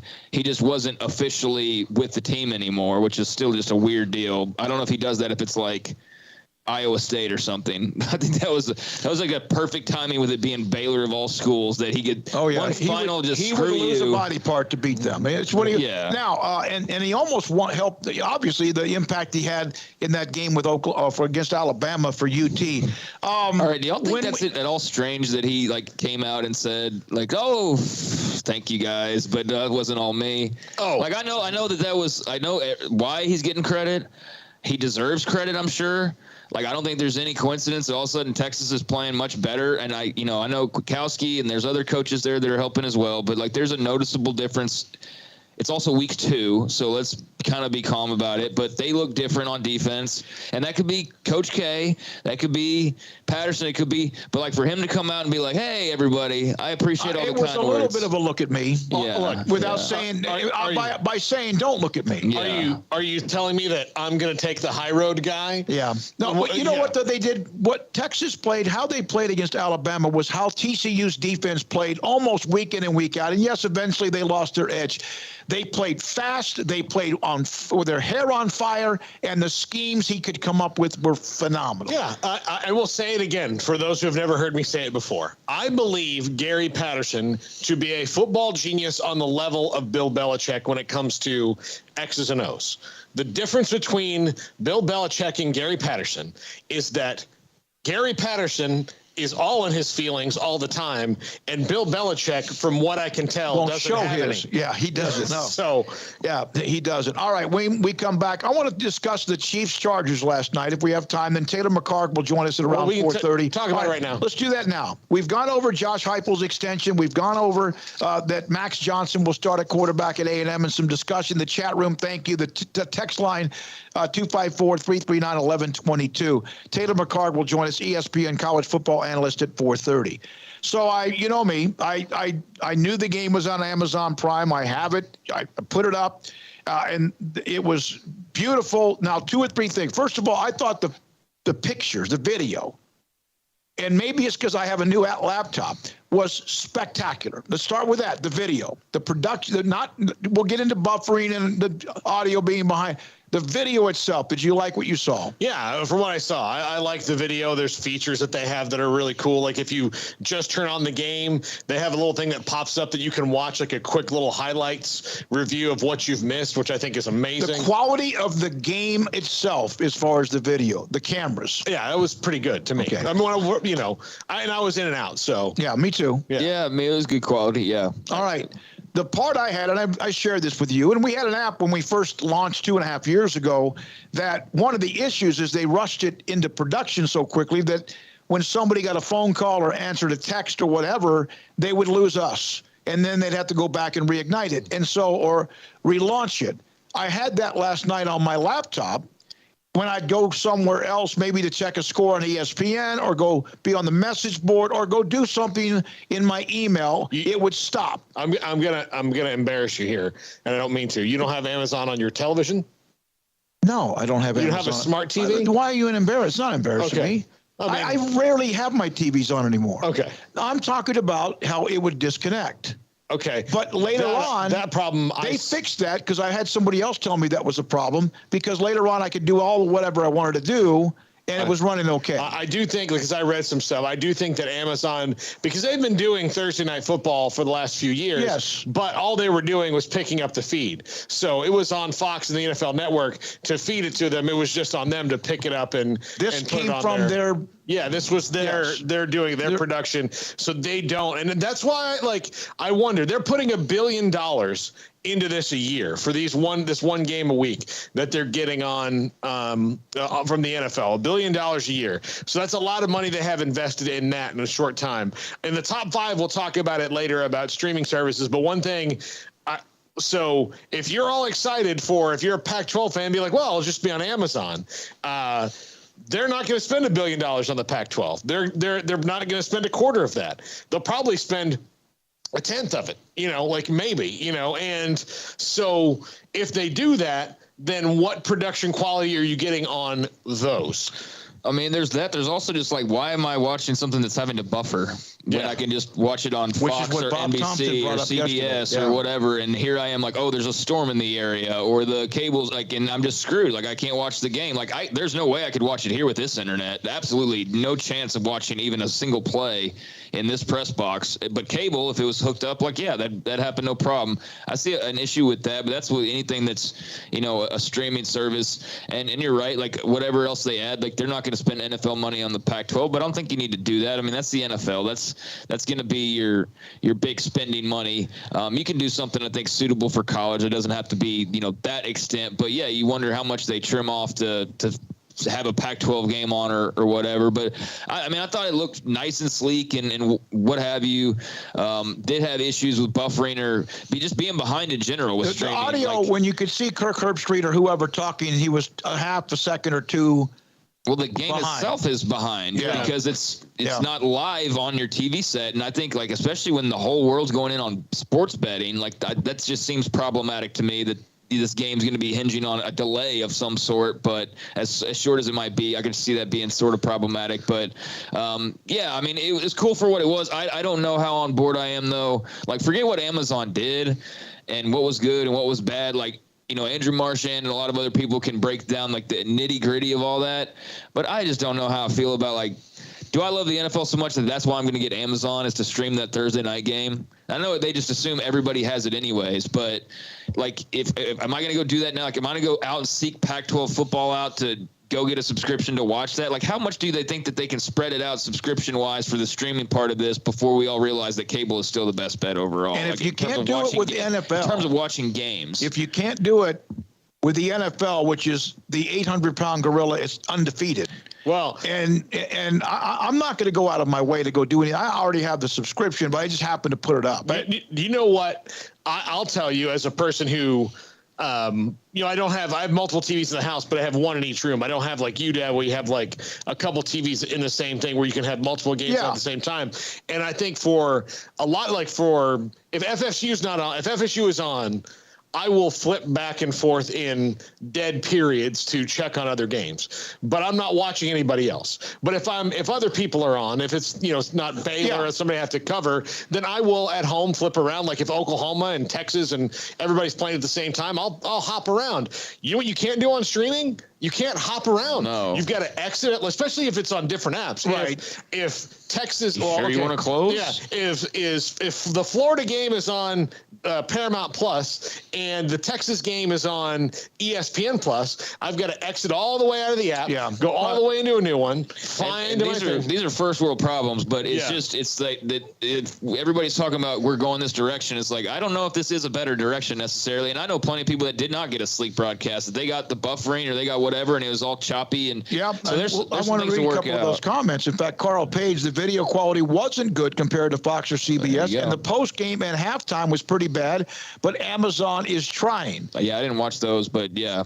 And there's a couple other ones that mentioned that they just didn't like the lips and the audio different than the video and even the broadcasters. Yeah. I thought Kirk Herbstreit and Al Michaels were fine. They're good. Good mesh. Yeah, they're good. Yeah. I mean, Herbstreit's definitely going all in on the NFL, I think. I mean, that just appears to be the case, and I wouldn't be surprised to see him doing like exclusively NFL stuff in the future. But I think, like that's the least of their problems is that broadcast team. The presentation, just the buffering, this all that kind of stuff we've been kind of touching on is what they need to go back to the drawing board on. And it's the first game they've done. Yeah, we're spoiled. Well, we're spoiled, but it's also the first game they've done. So, there's going to be some trial and error. But I do think no matter how sleek it looks next week or how smooth the stream is or what have you, it's different, and it's not as easy and as convenient as being on cable TV and being able to flip around. Hell of a game. Great pick six, 99-yarder. Sure. All right, Josh Allen or Justin Herbert was fantastic with ribs and threw the touchdown. Great game. NFL has huge numbers, but, he's got the rib problem. When we come back, Taylor McCarr, he'll join us, college football analyst for ESPN. Sikkim 365 Radio, 365 Sports. Waco Regional Tennis and Fitness Center. You hear Smokey talking about the fitness all the time this week, and I've been doing this I had done it a couple years back, and I'd taken some time off. Unfortunately, a bad decision on my part, but I'd played a lot of tennis at Waco Regional Tennis and Fitness. And let me tell you about the adult tennis that Joe Rosa has going on there. I took a lesson the other day, my first one, and it was awesome. Joe is so good that, and I've played tennis my whole life, so I'm not a beginner. I'm not picking up a racket for the first time, but even then, I hit my first forehand. He goes, stop. Here's one big thing you're doing wrong, which is actually feeding 5 other things I was doing wrong. He told me the one big thing I was doing wrong. Boom, done. Already fixed, and we're already working on it. He is that good of a tennis pro. And it's not just that. If you're like me and you're an average tennis player who needs a little help getting better at their game, he can do that. If you have never picked up a racket before in your life, by lesson 2, lesson 3, he's going to have you playing real tennis and getting really into it because he can bring you along that way. They have great tennis events. They've got great pickleball events, amazing things going on with the adult tennis at Waco Regional Tennis and Fitness. A lot of people drive by and think there's no way that those can be open to the public because it looks like a country club. It is not a country club. It is very much open to the public, but the quality of the courts, the quality of the play, the quality of the lessons, everything there at Waco Regional Tennis and Fitness there on Lakeshore Drive is absolutely out of this world. You're going to have a blast. You're going to meet people, and tennis is a really fun way to get in shape. You can run on a treadmill and stare it out the wall for a long time. If that's not your thing, if you want to play competitive sports, tennis is a great way to keep in shape. So go see Joe at Waco Regional Tennis and Fitness. Get your lessons. Just try it out. I promise you're going to have fun, and he's great. Waco Regional Tennis and Fitness. Baylor University is where lights shine bright. So, let there be light. Let there be roommates and teammates, scholarship and championships. Let there be fresh starts and new traditions, fast friendships and lasting impacts. Let there be laughter. Let there be joy. Let there be light. Baylor University, where lights shine bright.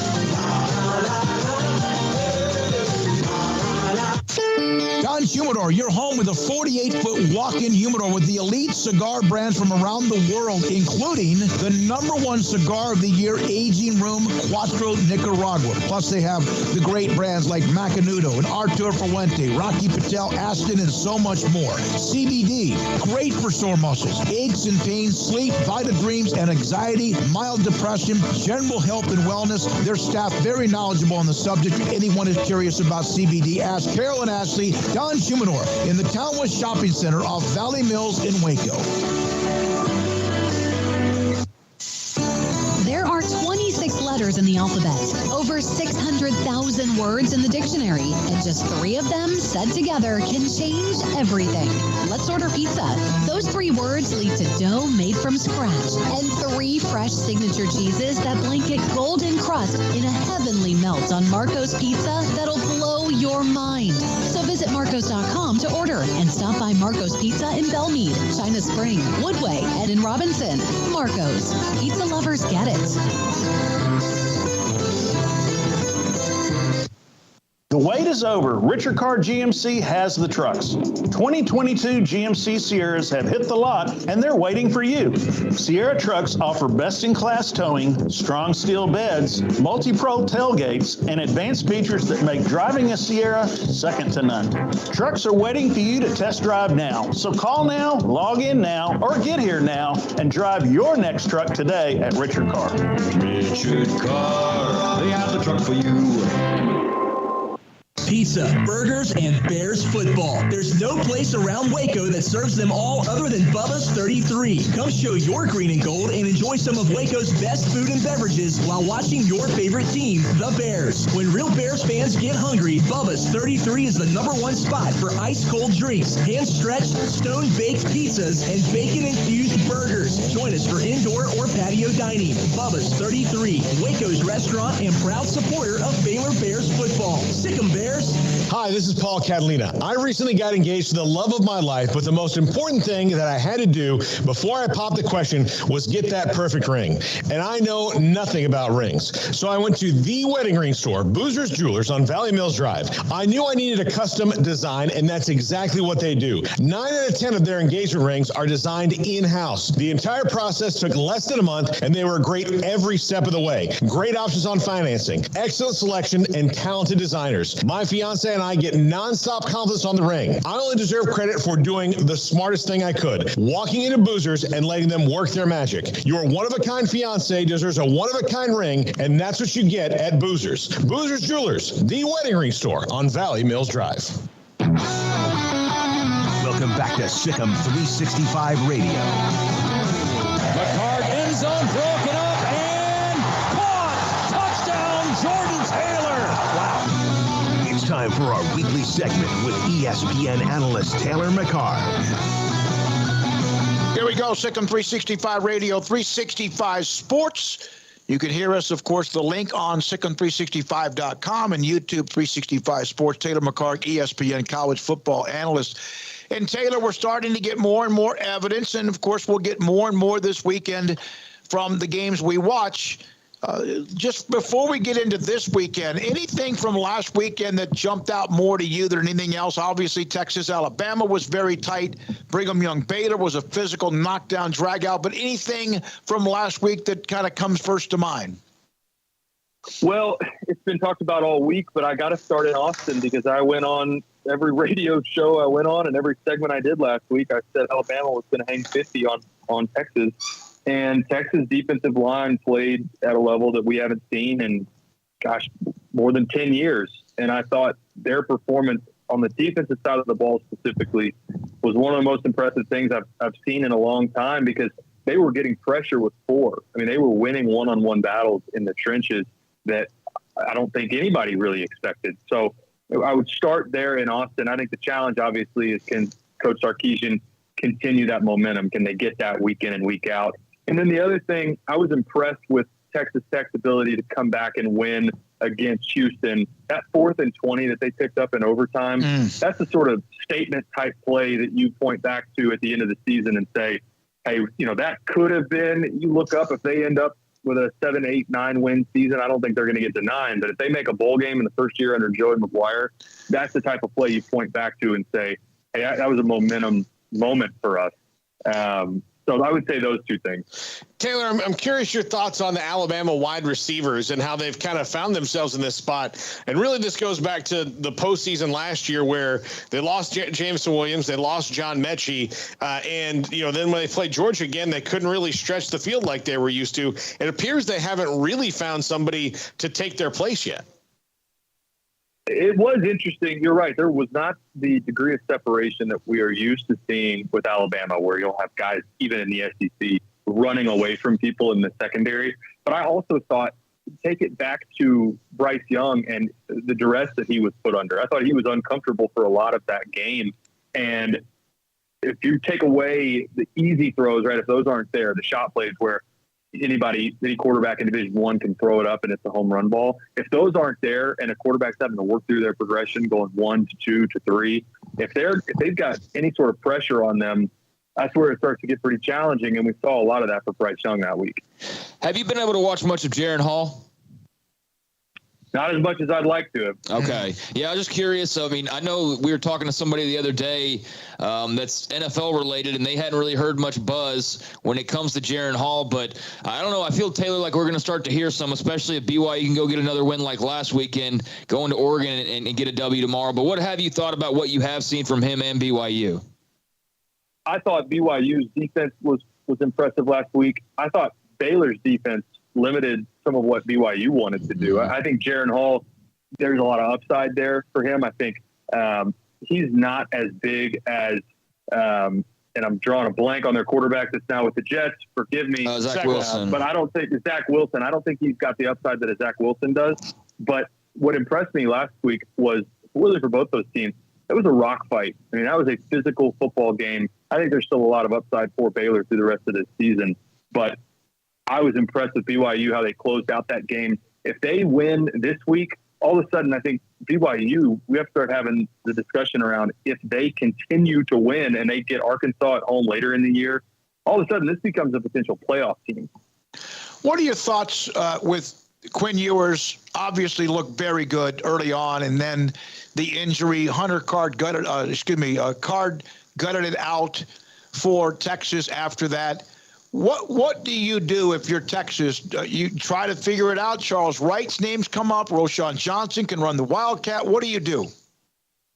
I think you just try to survive this week, get Hudson Card healthy. You're going to be without Quinn Ewers for a few weeks. I know the injury that he's dealing with. I dealt with that even for the non-throwing shoulder.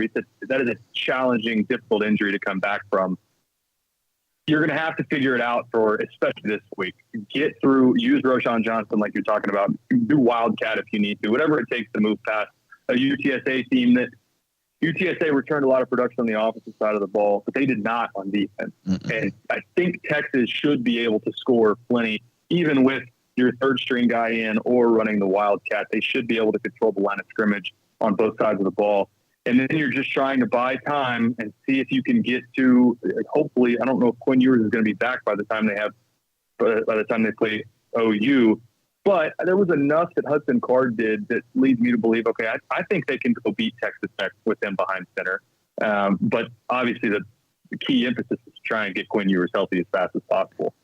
Yeah, I think you're right about UTSA's defense not quite being what they were last year, and they got to be exhausted at this point. Like, they played so many overtimes just 2 weeks in, so that knocks them down a notch for me. But you said you've had that same injury. Can you kind of go deeper into exactly what Ewers is dealing with and how that would affect? I know it's not, you said it wasn't your throwing arm, but how that affects him. Well, the key with that injury is as soon as it gets hit again, it's going to hurt. And he's going to deal with that the rest of the season. That injury is not going to get healthy until the offseason. And so it's really just going to become a pain tolerance thing for him. And as soon as he feels like he can go back out on the field, They won't talk about it because it's kind of taboo, but they'll shoot up his arm. He's going to get a shot in his shoulder. It'll numb it for the game. He'll go out and play, and then it's going to feel like somebody hit it with a hammer the next day. And he's just going to have to deal with this the rest of the season. Guys all over the country are dealing with this. As soon as he feels like he can get through a game, he'll be back out there. I think that's the plus side here, is that it doesn't require surgery.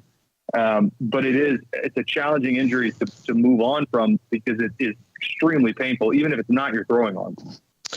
Max Johnson is now the starter, Taylor, at Texas A&M. He's a guy who's got a lot of skins on the wall well, not a lot, but a couple of skins on the wall about wins in the SEC. Haynes King just looked very hesitant last week. What do you think about the QB switch for A&M? I thought they had to do something. But my concern, it goes beyond Haynes King. I've got some issues and some concern and worries with the scheme that they're running in College Station. Jimbo Fisher's style of play is a much more, I don't know if old school is the right way to say it, but it's a pro style offense. It's a very wordy offense.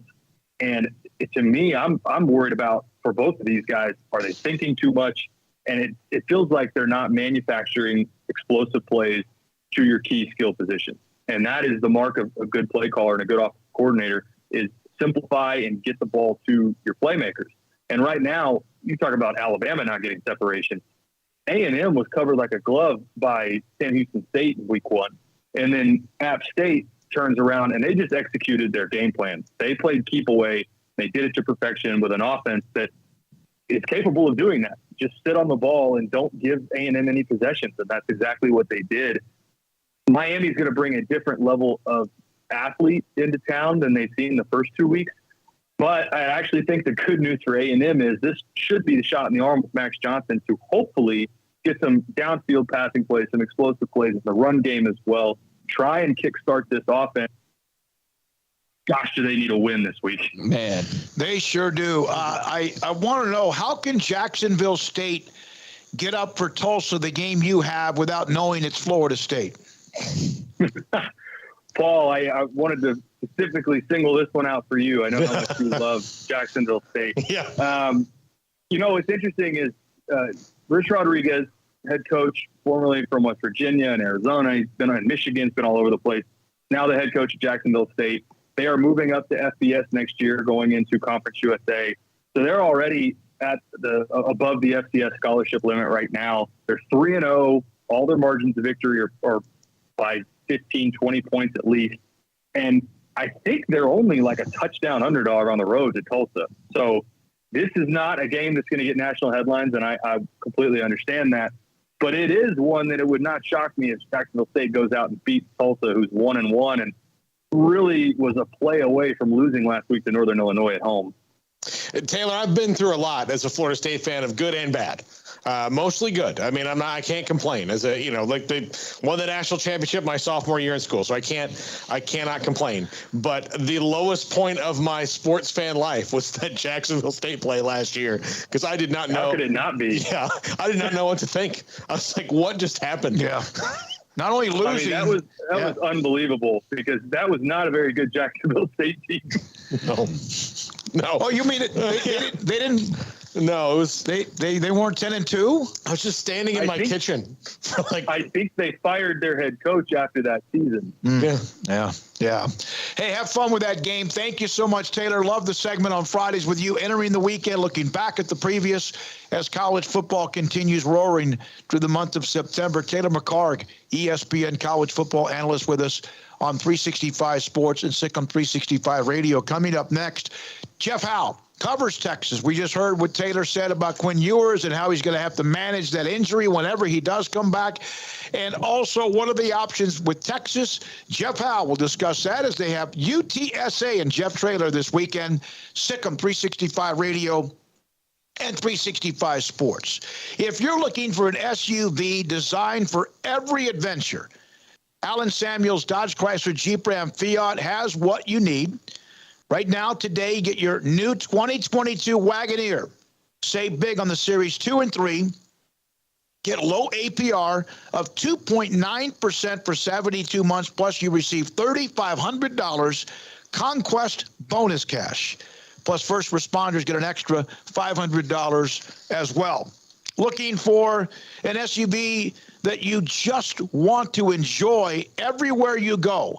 It's durable, it's sturdy, and it's also luxurious. That is what you get with the Wagoneer 2 and 3 Series. I've driven the Wagoneer 2. I've been inside the Wagoneer 3, and it is spectacular. The amenities are amazing.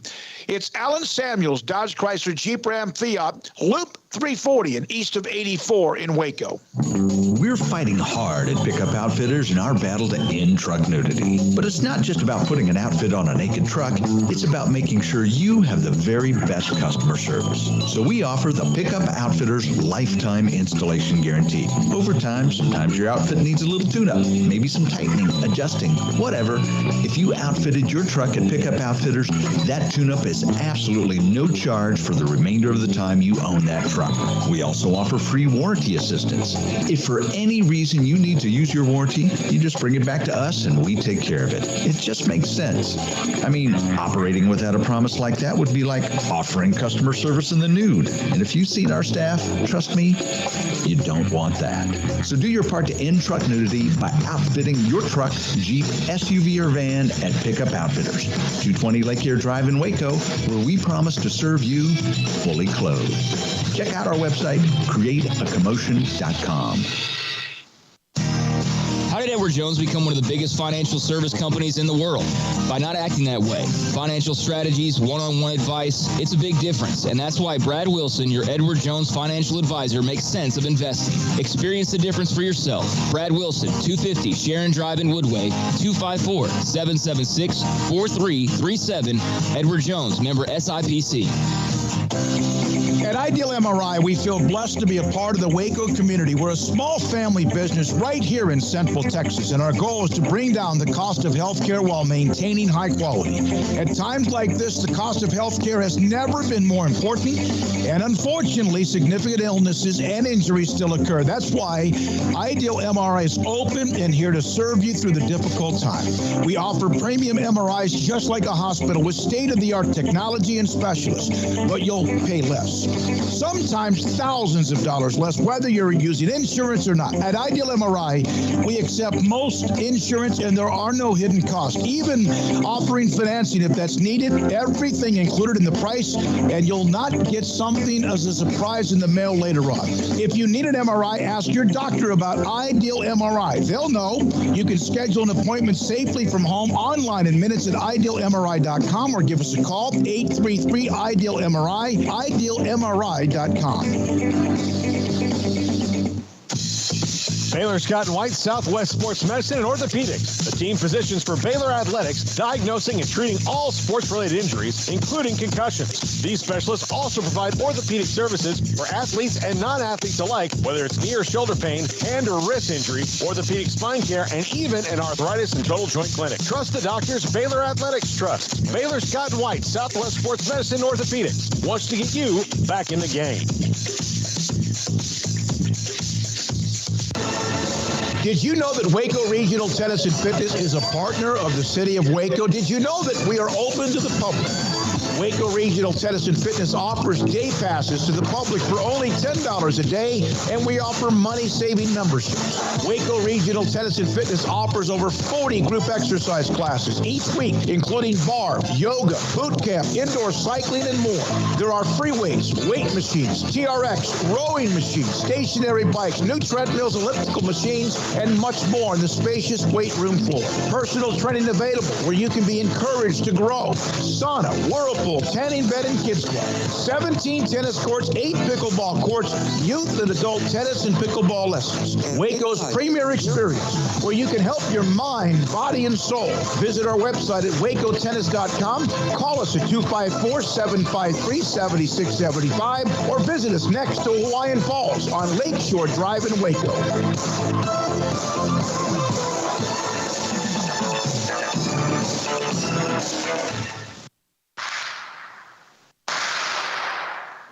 This is Sikkim 365 Radio. Text us at 254-339-1122. The Sikkim 365 Radio text line is sponsored by Riverbend's Liquor and Wine, with the most extensive variety of craft beer in Waco. A hidden gem on Lakeshore Drive and 19th Street. We have touched in on Texas Tech, Oklahoma. We'll have Baylor. We've had Baylor with Grayson, and also a little bit later on with Sam Bradshaw from X's and O's and that. Plus, we'll look at NC State in a second. But Jeff Howe, Texas. He covers Texas for Horns 247, the Horn in Austin on 365 Sports. Obviously, Jeff, there appears to be something different with this Texas football team. Is 1 week too little to actually come to that conclusion? And the only reason I say that is, this isn't the first time in the last decade plus where we've seen Texas have, win or, a close loss or whatever it is, have these moments where you feel like, all right, they look like they've got it together. Maybe now is the moment where they can, take this and roll it into something. Look no further than last year, where they basically outplayed Oklahoma for most of that game in the Cotton Bowl. And even after that game, you had Sark saying stuff along the lines of, I think there's a good chance we see these guys down the road. Maybe we see them in Arlington. And Texas didn't win another football game until Thanksgiving. So, I think for a lot of Texas fans, I do think there's a lot of optimism, especially with the way the defense played. But I think now that you're almost a week removed from it, it's like, okay, that's great. But if you mess around and were to lose this ball game on Saturday to UTSA, that doesn't mean a whole lot. How do they feel about Hudson Card this week? Or are they not, for lack of a better term and pun intended, showing their cards? Yeah, Sark has played everything pretty close to the vest, Paul. He's not going to tip his hand whatsoever. I'm much more optimistic today than I was on Monday that Hudson Card will start this ball game.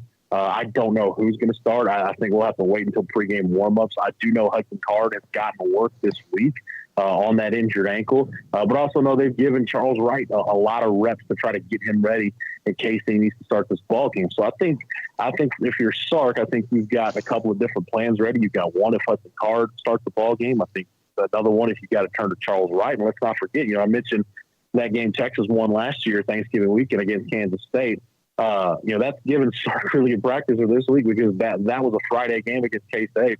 He woke up that Tuesday not sure if he was going to have a healthy quarterback for that game, and they were prepared to do even more wildcat stuff with Roschon Johnson than they did. I think you'll see some of that in the ball game tomorrow against UTSA. But, with Hudson Card, it's going to be a much different offense, obviously, than it would be if Quinn Ewers is your quarterback. A lot more quick game, a lot more first read stuff, RPO stuff where he can just get the ball out quick, get it to the perimeter, and let his guys work. But, yeah, there's no question, I think, at this point, and I think, too, I think everybody understands that in certain situations, Hudson Card is a capable, confident quarterback. But I think, too, I think he gained a little bit of respect. Not to say he didn't have the respect of his teammates prior to last week, but I think from a fan perspective, I think there's a little more respect for Hudson Card, given that the guy went out there and almost won a football game against Alabama, basically playing half of it on one leg. So I think from a fan base perspective, from an outsider's perspective, I think there's a lot more respect for Hudson Card and what he can do just based off what he did, pretty much just playing on guts for half of his outing against Alabama. Jeff, where does Malik Murphy fit in this situation? Is he still just too young at this point? No, Craig, it seems like, he just can't catch a break at this point. Suffered a really bad ankle injury at the end of his senior year. Had to have surgery, missed pretty much all the spring ball, and now he's dealing with a wrist injury that just popped up. Okay. So, it was highly doubtful before the wrist situation that he was going to be a factor. But yeah, I think at this point, it's pretty safe to say Malik Murphy is not going to be a factor that quarterback mix in 2022. Okay, so we only got a glimpse compared to what we all wanted to see with Quinn Ewers, but we talked or heard about him so much throughout the offseason. So even with the little bit that we did get to see here these last couple of weeks, what were your thoughts on Quinn Ewers? Two things. One, I felt like Steve Sarkisian's opening script was phenomenal. Mm-hmm. I don't use that term, and I've been critical of some of the things Sark did last year. And even in this game, he even admitted it this week, there were a few of those red zone calls that he'd like to have back, but I think the way you just showed off Quinn Ewers' arm talent, not just with the shots down the field, but, man, go back and watch the 22-yard out he threw to Xavier Worthy on that opening drive. There's just not a lot of guys, period, at any level that can make that throw in a game. I've been saying it, guys. I mean, I think we got a glimpse of it. By the time he's done at Texas, he could be the most talented arm to ever come through that program. I know there have been other quarterbacks and other guys did it a different way, but just pure arm talent, ability to throw the football, that's what we saw last week. And you look at some of the advanced statistics, and it probably shows you if you play all that out for 4 quarters, maybe we are talking about a different result coming out of that game. But I just think the fact that Sark now has a quarterback that makes you, as a defense, defend every square inch of the field just with his ability to throw the football. You combine that with just the structure of Sark's offense. When Quinn Ewers gets back, and if he's healthy and goes the rest of the way, that when you combine with Worthy and Bijan Robinson and Jordan Whittington, the Texas offense has a ceiling that I don't even know that you could tell where it is. Yeah, a lot of that has to do with the arm talent of Quinn Ewers. Yeah, and Whittington has to stay healthy. He's had issues with that, and he's very, very important to them and a weapon and explosive as well. But the question is there somebody that maybe didn't make anything like a spectacular play or have huge stats, but in your opinion was very much a key part of why they played and were right there until the very end? There's a few areas, Smokey. I think one, losing Deshaun Jameson in the second quarter. I mean, if you went into that ball game saying, all right, Jameer Johnson and Austin Jordan are going to combine to play over 60 snaps at corner, how would you feel about the game? I wouldn't have felt good about it at all. But those two guys came in and played really well. But the big thing for me was the Texas interior defensive line. I think even you going into last year, I think you look at the pieces they have and say, okay, they should be pretty good. And that group did not play to their paper in any way, shape, or form last year. But the fact that all 6 of those guys that they can roll in there with Sweat, Coburn, Ojimo, Alfred Collins, Vernon Broughton, and Byron Murphy, the fact that you can go legitimately 3 deep and just kind of come at guys in waves, all 6 of those guys flashed. All 6 of those guys made plays. If that Alabama performance for that group is the start of that group getting on a roll and reaching their ceiling, that in and of itself is going to make you a better defense. And then I think everything can kind of trickle down from there. So I thought that interior D-line group, I thought the young corners, Jalen Ford at middle linebacker, I mean, you were able to use the Marvin Overshone on the edge in a lot of ways because of how good Jalen Ford was playing in the middle of the defense. So I think those entities right there. And then, again, when you look at the improvement of the Texas defense, you can find it in all those guys I just mentioned. Jeff, UTSA this week, you mentioned their struggles on defense, but would this be a gut punch if they managed to, again, like throw this thing into double overtime and then the cardiac burns that they have? Like what would be the result of a loss here just because they have to deal with these injuries at quarterback? Yeah, catastrophic. I mean, like I said, if Texas were to lose this game, it would undo pretty much all the goodwill you built up and all the hope you built up and the optimism you built up. It would pretty much all go away. Now, that said, I think the good thing with this being UTSA, it's opponent number one. I think Texas respects. They respect Jeff Traylor. They respect that program. And then, two, I think having been in a similar situation with a similar caliber opponent, in Louisiana last year in the non-conference, I think it's kind of the same deal. I think Texas understands, look, and at least from the outside, it's an opponent that you're better than them. But if you're not buttoned up and you mess around, you can very easily find yourself in the fourth quarter in a position where you don't want to be, where they're within striking distance. And I think that's one thing that Texas understands. I think they understand, look, you can get up on them early. You can control the game the whole way, but they are not going to go away. That team's going to fight you for 60 minutes. So I think familiarity with the opponent, respect for the opponent, at least going into it, that's my perception of it. I think Texas has all that working for them. Over 105,000, largest crowd ever. How many do you think they'll get this weekend? Well, it's a sellout, Smokey, so how many of those show up, we'll see. But the game is sold out, and again, a lot of optimism around this program right here. I know there's been plenty of times in the last 12 years that Texas has been right here, but we'll see if they can build on it and spin it into something positive. A heck of a performance, just not quite enough. Thanks for your time, Jeff Howe, 247 Sports covers UT and also on the Horn radio station in Austin, Texas. When we come back, we're going to check in on NC State. We've discussed Texas Tech with Chris Level on their way to Raleigh, NC State with Devin Leary, the quarterback, and more. That's next on Sikkim 365 Radio and 365 Sports. The other day, I was discussing Ideal MRI, as we do 3 times a week, endorsing their product. I've been inside their MRI. I have discussed many things with Dr. Rob Maxey, his Texan specialist, because I've had an MRI of my shoulder, an MRI of my lower back, an MRI of my abdomen. And it has been such an easy, calming thing to do. When normally an MRI to me is like, well, it's just not comfortable. I don't like going inside that machine. But their Texan specialists have made that easy for me with just how they handle it every single time. And here's the other part of it. $497 is as much as you'll spend, and sometimes less, every time if you go to Ideal MRI to get an MRI of whatever body part you need, ligament, muscle, whatever it is. Got this text from Carl Campbell the other day while I was discussing Ideal MRI. I know you guys get a ton of messages, but Ideal MRI is truly amazing. If it wasn't for your years of advertising with them, we most likely would never have used them.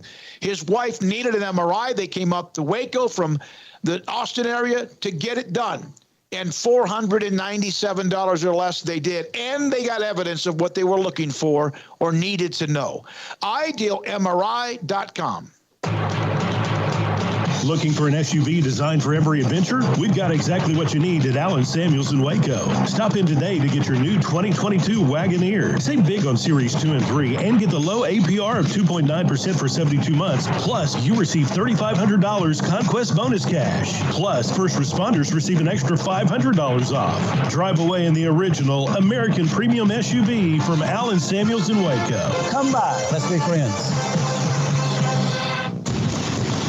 Hey, this is Bryce Petty, former starting quarterback and 2-time Big 12 champion, and I know firsthand the importance of being in top shape both on and off the field. So listen up, men. If you're feeling beat down day in and day out and looking for that high-performance edge that separates the men from the boys, then look no further than the Petty Clinic Low T in Waco. Petty Clinic is a comprehensive men's healthcare clinic with an atmosphere catering to men. Board-certified Dr. Kent Petty has a special interest in offering the highest quality medical care to men of all ages. Some of the services offered include screening and treatment for low testosterone or thyroid, infertility, high blood pressure, diabetes, high cholesterol, sleep apnea, while offering comprehensive wellness exams and complete men's health lab panels. High performance men, remember, it's not just a Petty thing. This is Bryce Petty, encouraging you to reach out and Google search Petty Clinic Low T or go to pettycliniclowt.com and get your complimentary lab screening today.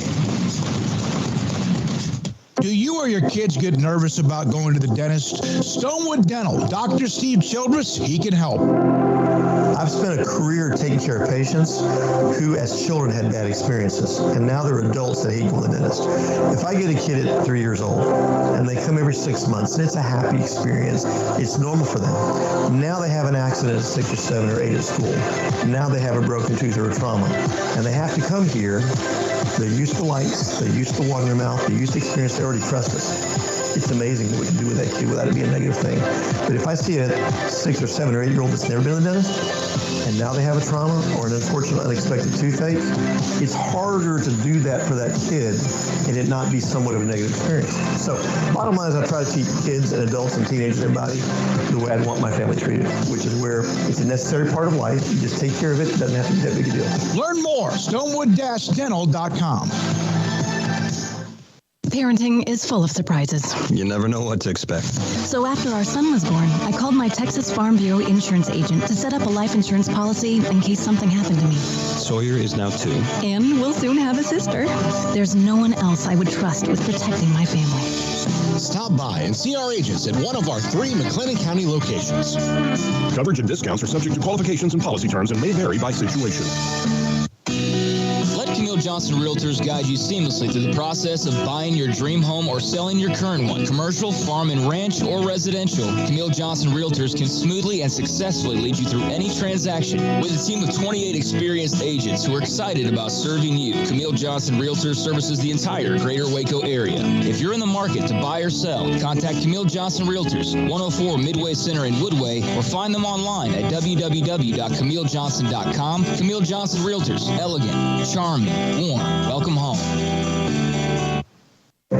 Stepping into a new pair of boots is great, but stepping into the boots of a U.S. Army officer can also add confidence and leadership skills to your son or daughter's career path. There are more than 150 occupational specialties to help them find the best fit for their future. See all the things your son or daughter can achieve in our boots at GoArmy.com. U.S. Army Waco Recruiting Company, 254-598-8131 or 254-776-1543. Welcome back to Sikkim 365 Radio.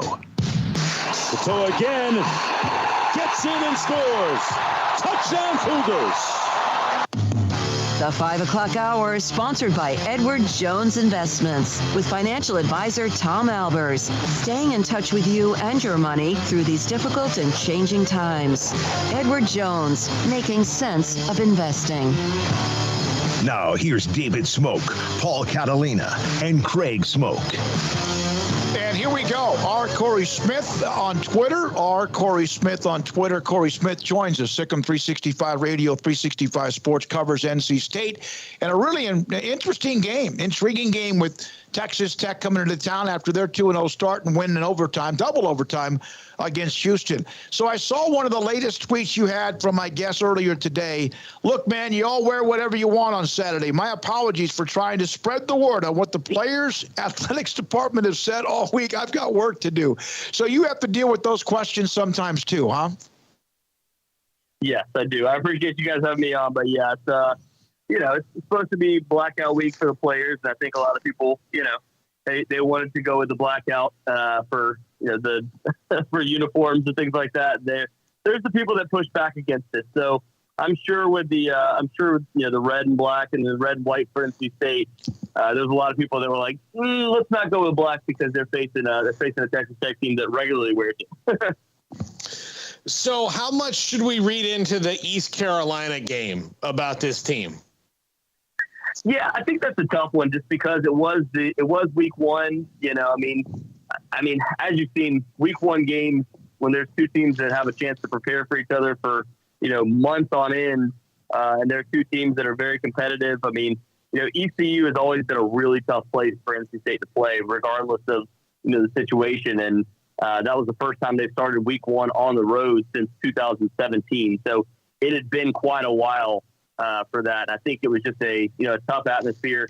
We'll really see what this team is capable of, and I'm sure really what Texas Tech is capable of this upcoming weekend, because these are two teams that are eager to prove that they're better than what they've shown so far. And with Texas Tech, obviously proving that maybe just beating Houston was they're still a better team than that too. How is NC State health-wise going into this game? I mean, that's a question mark as well, because as of right now, the two question marks really are Shaheem Battle and Peyton Wilson. Shaheem Battle at the cornerback position sat out last week, but everything that we heard was that he was still fully healthy, just getting some rest because he had an injury that he was able to return from against ECU. The other one was Peyton Wilson, who came into the year all-ACC preseason linebacker. He was looked at as the preseason player of the year potentially last year before an injury in week 2 sat out. There was a scare in week 1 against ECU. It sounds like, after sitting out this past week against Charleston Southern, he should be good to go. But those were really the only concerns going into this one. Offensively, NC State has everybody. And then defensively, like I said, those two guys would be potential question marks, but the way it sounds, they're healthy at both those spots too. Chris Levels, the sideline reporter for Texas Tech, and also has a site, RedRaidersports.com. And when I asked him earlier today, what is the strength of NC State, despite whatever happened with East Carolina, he said the strength of NC State is they have no weakness. Yeah. I mean, I kind of agree there. I think, the only real weakness that you could see for this team is potentially the long passing game, and that's something that they're still working on. They lose the guy in Emeka from last year. They're trying to find that downfield presence, and they really haven't shown it yet. So I think that's something that they've been working on a lot this week to try to improve upon, find that guy that you can put the ball in his hands that they can create in space. So they're working on that this week. And then defensively, it hasn't been a question mark really at all under this current regime with Tony Gibson. Tackling has always been a strength, but they had an issue with it week 1 against ECU, and they kind of were able to show that they didn't have an issue with it against Charleston Southern. But now this is the week to really prove it. How much you've grown from that, because they didn't do a ton of tackling in fall camp just to avoid injuries. So now we'll see if they're really able to hold up against a guy in Donovan Smith, a big body guy that isn't going to go down easily. Do you think this team is, there's a lot of buzz around them. Do you think that they are set up to compete for the ACC title? Yeah, I really do. And I think a big reason for that is because of the fact that, like we were saying, that defense is veteran. 10 of 11 guys that were starters from last year are all back. They've got depth at basically every position. You got guys at the linebacker position that played, started 5+ games, and they're now backups. You've got guys at the cornerback position that are rotating in. A guy named Aiden White that's rotating in that's been really strong too. And then the safeties, you got an all-ACC safety back, and you've got 3 guys in that rotation that you feel really good about. The question mark would be the offensive side of the football, because there's young running backs, and then you've got wide receivers. Like I said, you're still trying to find that downfield presence, but you've got a reliable slot receiver in Thayer Thomas. Devin Carter's the guy that's able to catch the ball. Is a big receiver, 6'3". He's got good physicality at the wide receiver position.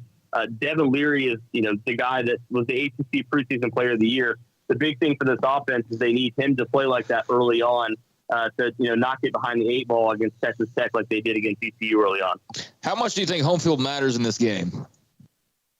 I think it's going to be really important. And the reason why is because Carter Finley on Saturday night, they've showed it several times on Thursday night football games, on Saturday night football games. It's just it's a different atmosphere, and they won all of their home games last year. I believe right now, I don't know where things currently stand. Going into the year, they had the 5th longest streak of consecutive home wins. It's at 11 right now, and I think Clemson is far and away has the longest with 36. But right now, NC State hasn't lost a home game since the 2020 season. Thank you very much, Corey. Appreciate your time. Should be very interesting. More evidence. NC State inside the top 20, and Texas Tech might be around that part if they do win in Raleigh. Thanks for your time. We appreciate it. R. Corey Smith, NC State, covers the Wolfpack, and Devin Leary is a pretty good quarterback. By the way, he's the editor at Pack Pride from 247 Sports. Yeah, Devin Leary is a good quarterback, and they play good defense. I ask about being at home because they do have a little bit of a streak going. And if this game was in Lubbock, I don't know. I think there'd probably be a lot of people picking the Red Raiders, but they've enjoyed being at home the last couple weeks. They've got good vibes going right now, so to speak, in Lubbock, and everybody's a believer in Joey McGuire. So if they could go out and win a game like this one, that would be mightily impressive. And you would not hear the end of it, in terms of not only Tech fans but also just nationally. I think you'd start to hear a lot of buzz about what they would have done, getting a top 25 win on the road the week after a top 25 win at home. So yeah, there's a lot there for the taking for Texas Tech, and so much of what they're doing right now is built off of hope and optimism, like what they're building. But if they can expedite that process and actually win right out of the gates, imagine what that could do. When you combine it with the belief that's already building, to be way ahead of schedule potentially would be massive for them. So yeah, maybe they are, and if so, that could be a huge win tomorrow night. NC State may need a win to they do need a win. Of course they do, to kind of stay in that discussion at 16th in the country. We have touched on Max Johnson being the quarterback who starts for A&M tomorrow night against Miami. Josh Heupel received an extension and a raise, $1 million raise that will take his salary to nearly $5 million a year. So that's a lot of what we've discussed today. We'll have also Sam Bradshaw at the bottom of the hour, X's and O's Sam, on breaking down Baylor, Texas Tech, and looking back a little bit at Brigham Young from last Saturday night. Basically, the gist of it is if you're A&M, what else were you going to do? You have no choice, really, outside of, starting Haynes King again, I guess, which I just can't imagine they were going to do that. The Max Johnson moves make sense, and they just better hope to God that it works okay. I mean, because if it doesn't, Paul, if it doesn't. Oh, if it doesn't. What do they do? You start to bury all of your A&M paraphernalia and jerseys you wear and all that? Blumerick? Is that who's up next? The young quarterback? Connor Weigman. Weigman. Yeah, the high school freshman. He's pretty good athlete. But I mean, it's still a freshman. And Jimbo is adverse to starting freshman. True freshman. I mean, he started Jimbo. He's adverse to maybe a lot. He needs to be adverse to everything that means a loss. Yeah, he does. I don't know why I said Bloomer. He's a running back. I don't know why I thought about that. Sorry, go ahead. But they're both named Connor. Right? Yeah, that's probably what it is. Connor. Yeah. No, I look. I wouldn't bury any of the A&M paraphernalia from my youth or anything like that. This has been my whole life. I mean, here's the thing. A&M fans can get mad, but. They know now, dude. I think they know. What is not like you can be mad, but what is honestly different about your life? It has been. Craig said the other day it's like 8-4 university, and then initially there was a little thought, it is. It's true until proven otherwise. It's even A&M fans that I know or I've spoken to. They get it. Look, I know they get it. I know that Billy Lucci is probably 3 sheets to the wind in their post-game podcast, but I wouldn't listen to that out of just curiosity, because I figured if anybody would try, and I don't mean this as a negative at all, but if anybody's going to try and spin it like if they could in a positive way, I would think it would be like Billy Lucci or some other A&M writer. So I went to hear okay, are they saying the same things that the rest of the world is saying, or is there that insulated everybody's hating and it's going to be fine and Jimbo's great and all that? No, he's very much on board with everybody, if not worse. So they're aware. They know this is not good. This is not acceptable. This is not what we were promised. And this is not, he just needs more time. It's been 5 years. Well, so they're pissed as anybody, and they need to see some progress. It is. So they've been fooled. The end of his tenure at Florida State was he had some outs to why things weren't going well, but things weren't going well. I mean, I think people look back, 2013, he won the national championship. 2014, he's in the playoffs, and that cardiac team got all the way there until that fumble that Jameis had, and things were off the rails. Right. But he got kind of a pass because his personal life was in shambles. He was going through a very, very messy, very public, very gossipy divorce. And as you see,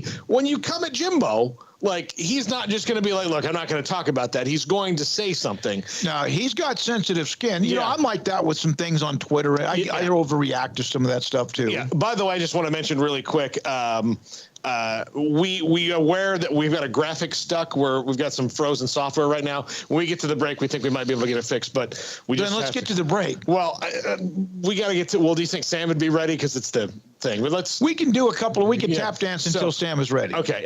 But I do want to say this, and then the complaint in Tallahassee was that the offense was kind of getting figured out, that play calling needed to be someone else, and he needed to be more of a CEO, especially if he wanted to get some of the things done on campus that he wanted to get done. Now, he and the AD and the Booster Club president, are gone now. We're all clashing with each other simultaneously. So when A&M comes along and says, hey, we will not give you any pushback when it comes to things that you want for the football team. You have this big pile of money behind another big pile of money. It just made sense that he had that excuse to say well, this is why I can't take Florida State to the next level. I've done what I can do here. I'm going to go.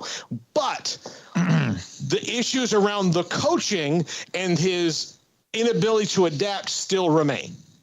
And I think that is a thing that he needs to really look at. Their biggest problem is what he's supposed to be the expert at. Quarterback play. Yeah, offense. That. It'd be, one thing if it was the defense that was just terrible and it was losing them games, and they had to shoot out everybody. But that's not the case. His expertise is what they might be the worst at right now. So, yeah, they got some things to figure out. Let's break, come back, and get that graphic fixed up and much more. Sam Bradshaw will join us at 5:30. Just tell everybody, if we drop out for a second, please come back. Like, I'm warning you right now. Like, it's something we're aware of. It's just something we got to do. So. And Carl Page asked a question, and I want to get to that answer to discuss the programs, who we cover, what we cover, that we cover, much more on that. Sikkim 365 Radio and 365 Sports. PettyClinicalOT.com. Dr. Kent Petty can help you become the high-performance man that you once felt like you just kind of were invincible, right? Everything was going well for you. But Father Time eventually beats everybody. But also things that happen within your body, within the structure of your body, including your testosterone level can drop. What can that mean? You lose your sex drive. You have ED. You also have problems with your sleep habits. You gain some body fat, even if you're doing everything kind of right. You're lethargic. Something's wrong. Not everybody. 1 out of every 3 men have symptomatic issues of low testosterone, and Dr. Ken Petty can help you out. This is what you do. Go to PettyClinicalOT.com. Left-hand corner, top left side, email, phone number. Contact them. Tell him I sent you. He'll get you set up to get your blood work. He'll look at the result. And if you're 1 out of those 3 men with symptomatic issues because of low testosterone, he can put you in a program to increase it, and you can become the high-performance man you once were, who you need to be and want to be. PettyClinicalOT.com. With so many companies and policies out there, it gets so confusing shopping for insurance, and I never know if I'm getting the policy that's right for me. Luckily, I met the team at the Niche Group Insurance Agency. With the Niche Group, you can go to one company and get access to coverage options from many insurance carriers, and you get to speak to a real person about your specific coverage needs. With the Niche Group, I know I'm getting the right coverage at the right price. If you need insurance, talk to the experts at the Niche Group at 1-800-258-8302. TFNB, your bank for life, is the official local bank of Baylor Athletics. Find out why more Central Texas are making TFNB their bank for life. Sign up for our Edge checking and savings accounts to earn interest or cash back. With 5 convenient locations and an award-winning mobile app, banking has never been easier. TFNB, your bank for life. Member FDIC. Hi, I'm Mark Stewart with Bird Colgan Ford. It's that time of year. It's football season, and BK Ford is a proud supporter of the best high school football teams in Texas, right here in Central Texas. BK Ford is proud to sell the #1 truck in Texas, the F-Series truck, led by our leading rusher, the F-150, 45 years in a row. Lock in your best price and rate today by custom ordering your new F-150 at BK Ford. Simple, easy, trusted. Experience better at Bird Colgan Ford.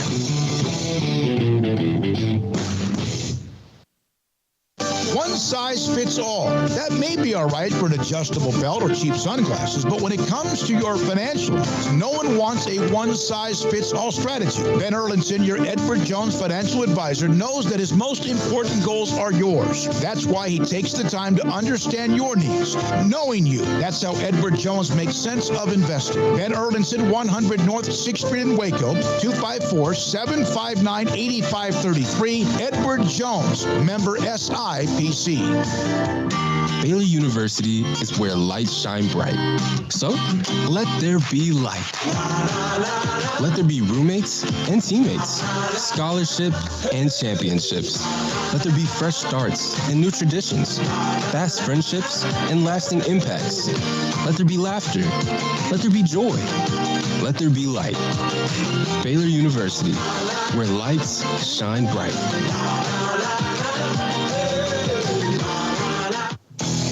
Three Nations Brewing Company has 16 different beers on draft with a new beer every Friday. It also offers 2 air-conditioned tap rooms, a large indoor beer hall, a second-floor mezzanine offering a great overview of the brewing company and equipment and patio where you can relax under the shade. Plus, you can now experience the new Three Nations Beer Garden Grill on our shaded patio. Grab a cold beer and enjoy a bite from our freshly prepared and delicious menu. Street tacos, quesadillas, freshly cooked burgers and dogs, and veggie burgers too. Nachos and so much more, all prepared and cooked on site. So come visit the award-winning Three Nations Brewing Company on East Vandergrift off I-35 in Carrollton. pizza, burgers, and Bears football. There's no place around Waco that serves them all other than Bubba's 33. Come show your green and gold and enjoy some of Waco's best food and beverages while watching your favorite team, the Bears. When real Bears fans get hungry, Bubba's 33 is the #1 spot for ice-cold drinks, hand-stretched, stone-baked pizzas, and bacon-infused burgers. Join us for indoor or patio dining. Bubba's 33, Waco's restaurant and proud supporter of Baylor Bears football. Sick 'em, Bears! Welcome back to Sick'em 365 Radio. It's time for our weekly segment with Sam Bradshaw of Sick'em365.com.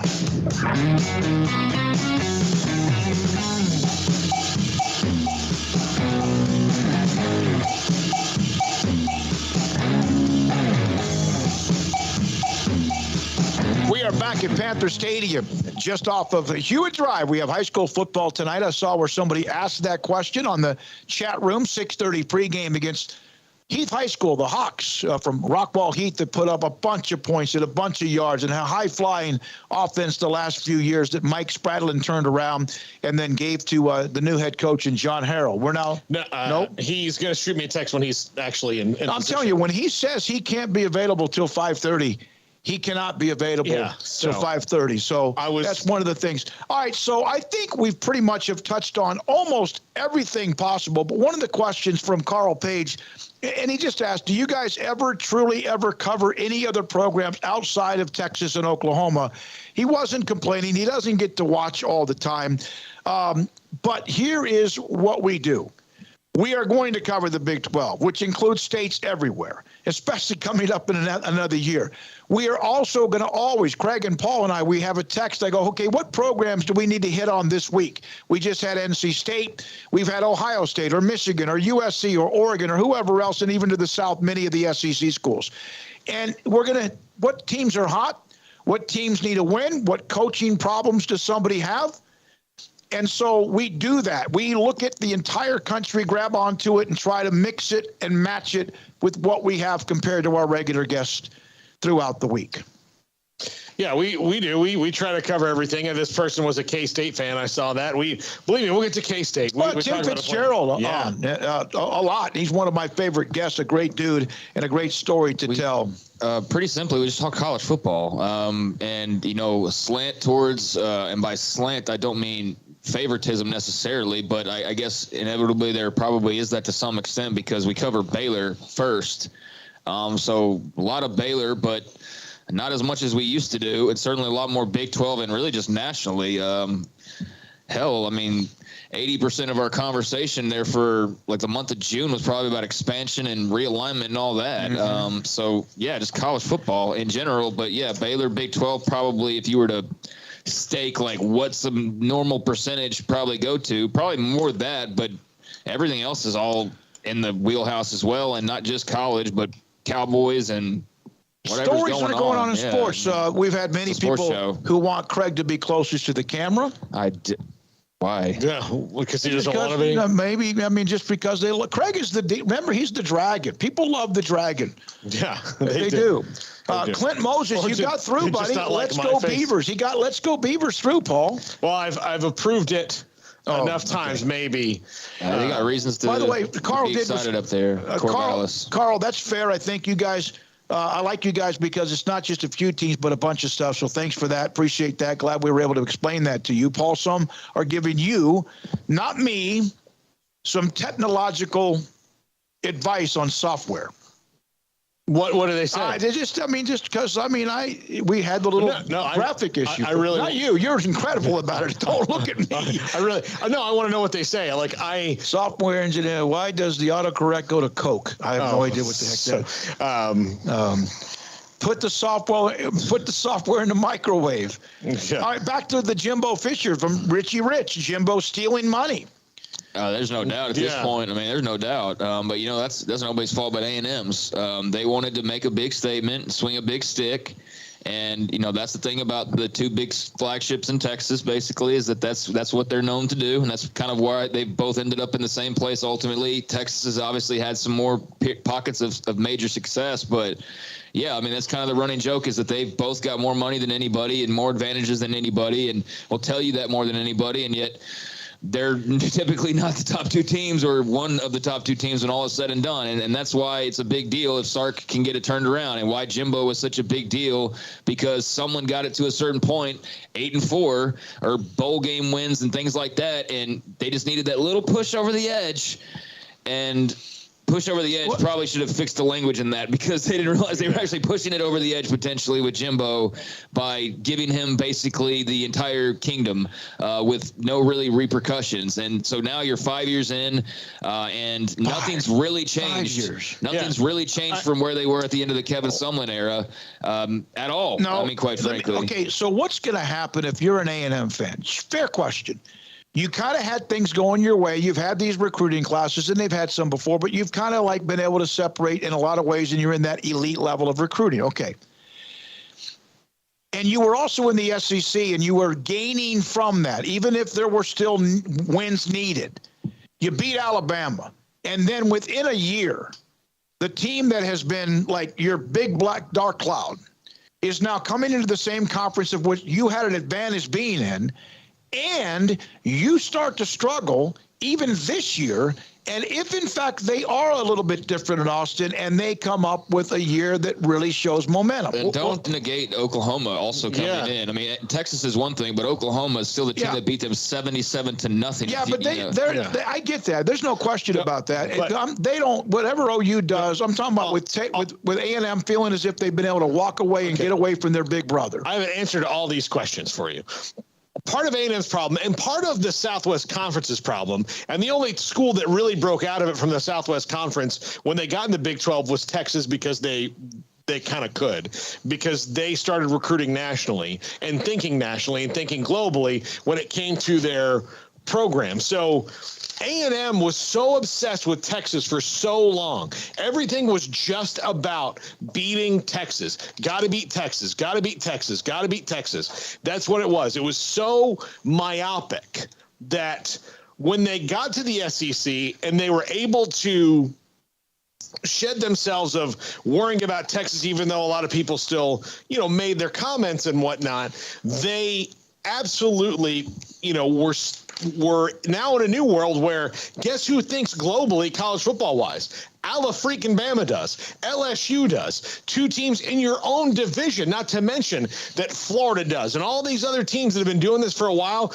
they think that. So they were already playing catch up. And then when you get right to there and you have a guy who's not exactly willing to adapt, he kind of knows he kind of does what he does and it's always worked for him, then that's going to be tough. And they're stuck now because they don't have a coach that sees totally globally, and they're new at seeing it. And a team that does, and a team that was actually really good at it in Oklahoma and who used to kick their butts all the time, is coming in too. OU doesn't get enough credit for being a national program. I'm not talking about competitive and being a part of the mix. I'm talking about their recruiting changed a few years ago, and it's not just the state of Texas. They are nationwide with what they do. Yeah, and have been. Even when they were heavy Texas, they were still going and getting guys from California and Florida and all that. But I'll say this, A&M missed their window. They missed their window of being special, and now they're just like Texas again, except for they're probably closer to little brother than being eye to eye. And I know that's a tough pill to swallow, but it's just the truth. For the person who asked us, what do we talk about?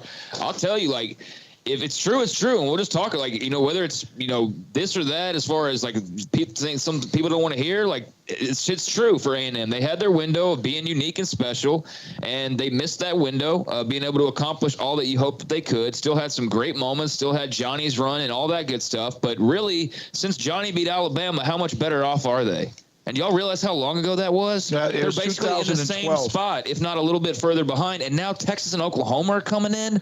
All right. Man. That's what I'm saying. That's why I brought it up. Alan Carter. But aren't we counting them out too soon? Yes, shocking loss, obviously issues, but there's still a lot of talent. What if they all of a sudden start winning? And I don't expect them to win. Please do. They may not win tomorrow night at home. Yeah, you're right that they're not going to go winless the rest of the way. But I think what you saw at quarterback was so okay, they can only get better there, you would think, absolutely, with Max Johnson, but it was just so pedestrian. And you would think, I was saying this to Paul on the break, you'd think they'd have more weapons than they do offensively. They've got like two guys. They've got Anaya Smith and they've got Devin Achane, basically, is what their offense is. There's a lot of holes in this team. Stewart. True freshman, though. Yeah. No, I know, but I mean, he's still not yet. I mean, he can be great, but I'm not going to put him in that category with those guys just yet. But yeah, it's certainly a lot of talent and promise for sure. All right, when we have Sam. Okay, Sam Bradshaw, S11. He breaks down X's and O's, and also does a great job with the videos to try to say this is why something either will work or won't work, or why it didn't or did work. And he joins us on Fridays at 5:30. Sam, thank you very much for your time. So I know it's Texas State tomorrow. I want you, because you do a great job of this as well. In the end, what happened to Baylor other than the fact the team they played was really, really good? What happened to their passing game? Well, I think what happened is they just were mixed up on their assignments on protection. They had some new receivers that weren't rising to the occasion on some routes. They also had new running backs that weren't seeing exactly the cutback lanes and the pass protection assignments as well as they should have. And it was just a disjointed performance. BYU is a solid team, but that defense was not all world last year, and most of those guys are the same. If you played this game in October, I think you would see a very different offensive outcome, regardless of location, regardless of who you've got. It was just a very sloppy performance. You had maximum protections where they let somebody through. You had 7-man protections that didn't handle a simple defensive tackle twist stunt for almost immediate pressure on Chapin. And then you even had plays where Chapin opened the wrong way and all his passing options are to the left and Chapin's looking to the right. You know, it's just a whole bunch of disjointed things. You hate that it happened. You're happy that it happened with a team outside the Big 12 because it really doesn't impact your ability to get to Dallas. But it was just a very, very sloppy game. And they've got to clean it up. And I think they will, because Texas State, you know, everybody's saying, well, you went on the road for a quarterback's first start against a team outside the Big 12 and you were held to 20 points and your passing game looked lackluster. That's exactly what happened in San Marcos last year. Yeah. Very good point. Yeah.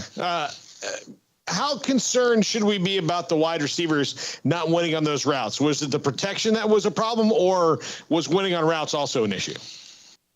Well, a lot of what BYU is doing, and they're well coached, and they run the same offensive scheme. So their entire philosophy is bend but don't break. They know that their secondary most years is not going to anchor anyone's 4x100 relay team. So it's a lot like an Iowa or an Iowa State where they're keeping you in front of them and they're forcing you to execute. So it wasn't necessarily the receivers as much as it was the protection, because as long as the protection holds, Chapin can scramble. Chapin can check down. He can go through his progression. He can buy time. But if you're giving up immediate pressure on a lot of things, it's not going to go well for you. And then beyond that, it impacts the plays that come after it, because that timer in his head speeds up when he has unexpected pressure come very quickly early in the game. You know, so I'd put more of it on the upfront protection. You've got a new starter at guard. You've also got a de facto new starter at right tackle as long as Keith is out.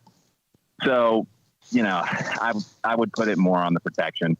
And they've got to get better, because a lot of the simple stuff that you saw BYU do to them, Texas State's going to try the exact same thing. And Texas State gave them a lot of man coverage last year. They may mix that up based off what BYU did. But at the same time, Baylor didn't respond well to it last year. I mean, they were able to win, and the game shouldn't have been as close as it was last year. You had a couple of penalties extend drives, including a running into the punter. And you had some just badly missed deep balls that were open.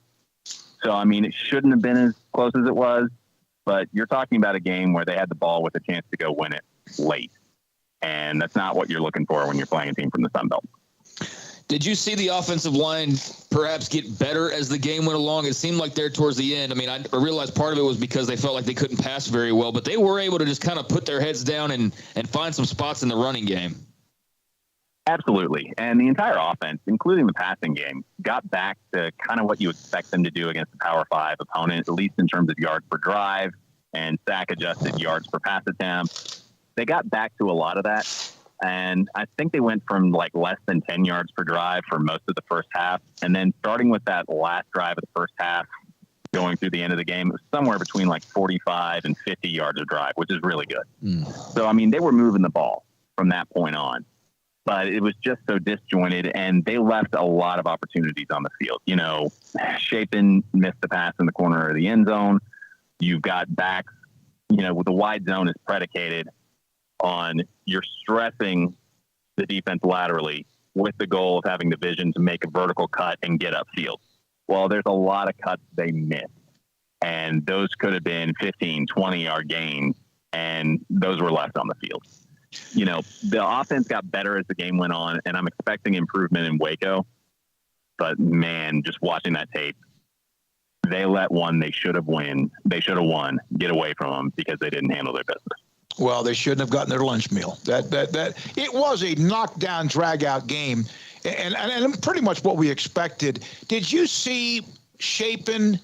Obviously, his quarterback rating was very, very low, like the second worst among everybody in the Big 12.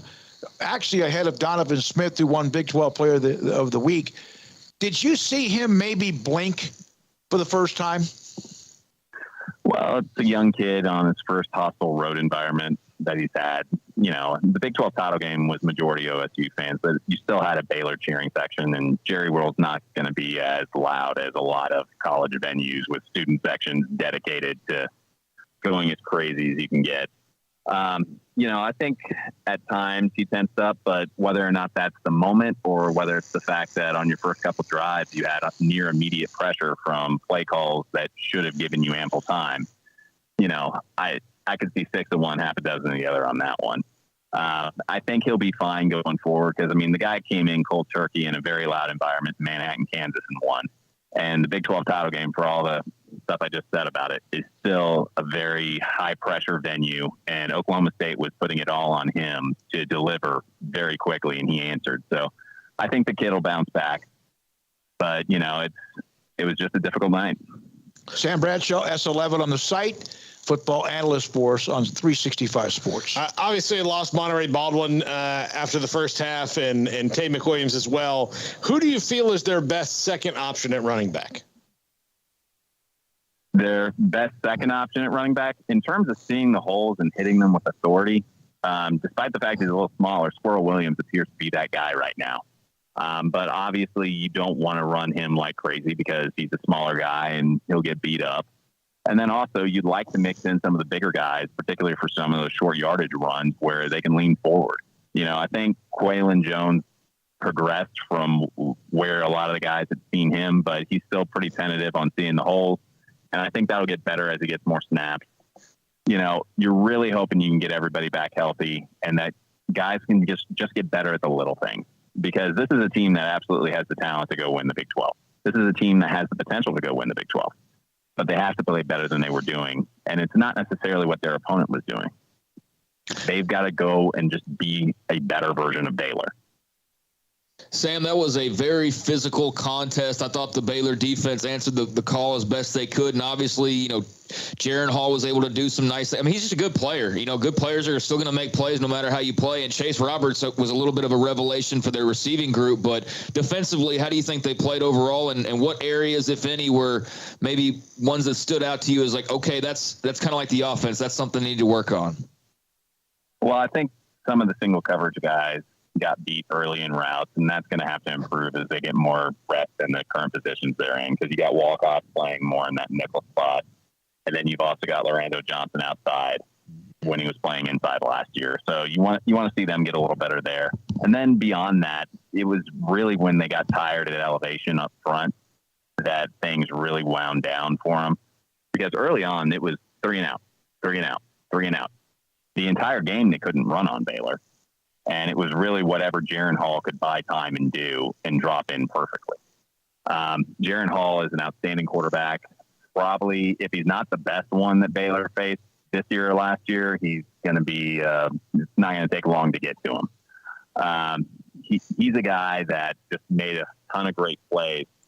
And a lot of what Baylor was doing defensively is they were keeping extra help back just to keep BYU in front of them, because they knew they couldn't run on them. And they knew they didn't have to devote extra guys to stop BYU's run game. And from there, as good as BYU is, that Baylor defensive front is that good. But when you do that against a mobile quarterback and you're trying to rush under control so he doesn't escape the pocket and take off for like 50 yards, as you see some other mobile guys get the benefit of when teams try and play coverage, playing that way over the course of the entire game, it takes a lot out of your defensive linemen. And there were multiple times where those defensive linemen were under control in their rush lanes and they tried to run quarterback draws at them. And Baylor blew it up because of the way those guys were technique playing it. But over time, the number of snaps increased, and especially at elevation when you're not used to it, they wore down, and BYU was able to start getting more and more time, and they were able to make more plays. So what do you expect tomorrow, Texas State? Anything in particular you want to see or what you expect to see either way with what Baylor does on offense or defense? Well, what I expect to see is I expect to see Baylor's defense play really well. Texas State, they've got a couple really good outside receivers that they're going to try and scheme up, but much like they were able to do to Ole Miss and much like they were able to do to OU and what they were able to do recently against BYU, I think Baylor's going to be able to stop the run and really keep the safeties back and make it really tough for them to get those one-on-one shots. And I don't think Texas State's going to be able to run the ball. And unlike last year, Brady McBride's gone. They got Lane Hatcher, who, assuming you have a running game and you can protect him, is going to be an upgrade over McBride as a passer, but he is nowhere near the scrambler, buy time, make plays downfield guy that McBride was. He's a lot better in terms of accurately delivering balls to different areas of the field when you protect him, but if you can't protect him, it's going to be a lot easier assignment for Baylor. Assuming they get some pressure on him, I think they're going to be able to stop that offense. The other side of the ball, though, Texas State, they haven't played very good offenses, but they've held them to pretty low yards per drive and have done a pretty good job defensively. And they've got a lot of veteran guys. They've hit the transfer portal like crazy on both sides of the ball, but especially the defense. And they're going to throw everything they see on film at Baylor, and they're going to make them show that they can adjust to it. And I think Baylor's going to be a little beat up coming out of that BYU game. I think Baylor will improve and have better execution, but I don't think it's going to be everything we want to see, but I think it'll be a comfortable win and a stepping stone going into Ames. Sam, thank you very much. Appreciate it. I know you got a lot of work on your plate, and you always join us on Fridays around 5:30. We appreciate it. Sam Bradshaw, Sickham365.com, 365 sports football analyst with us to kind of break down the X's and O's, and he does a great job with it. Well, really I'm looking forward to seeing Big 12 play get started. No disrespect to Texas State. I mean, I'm looking forward to that tomorrow, too. Final tune-up.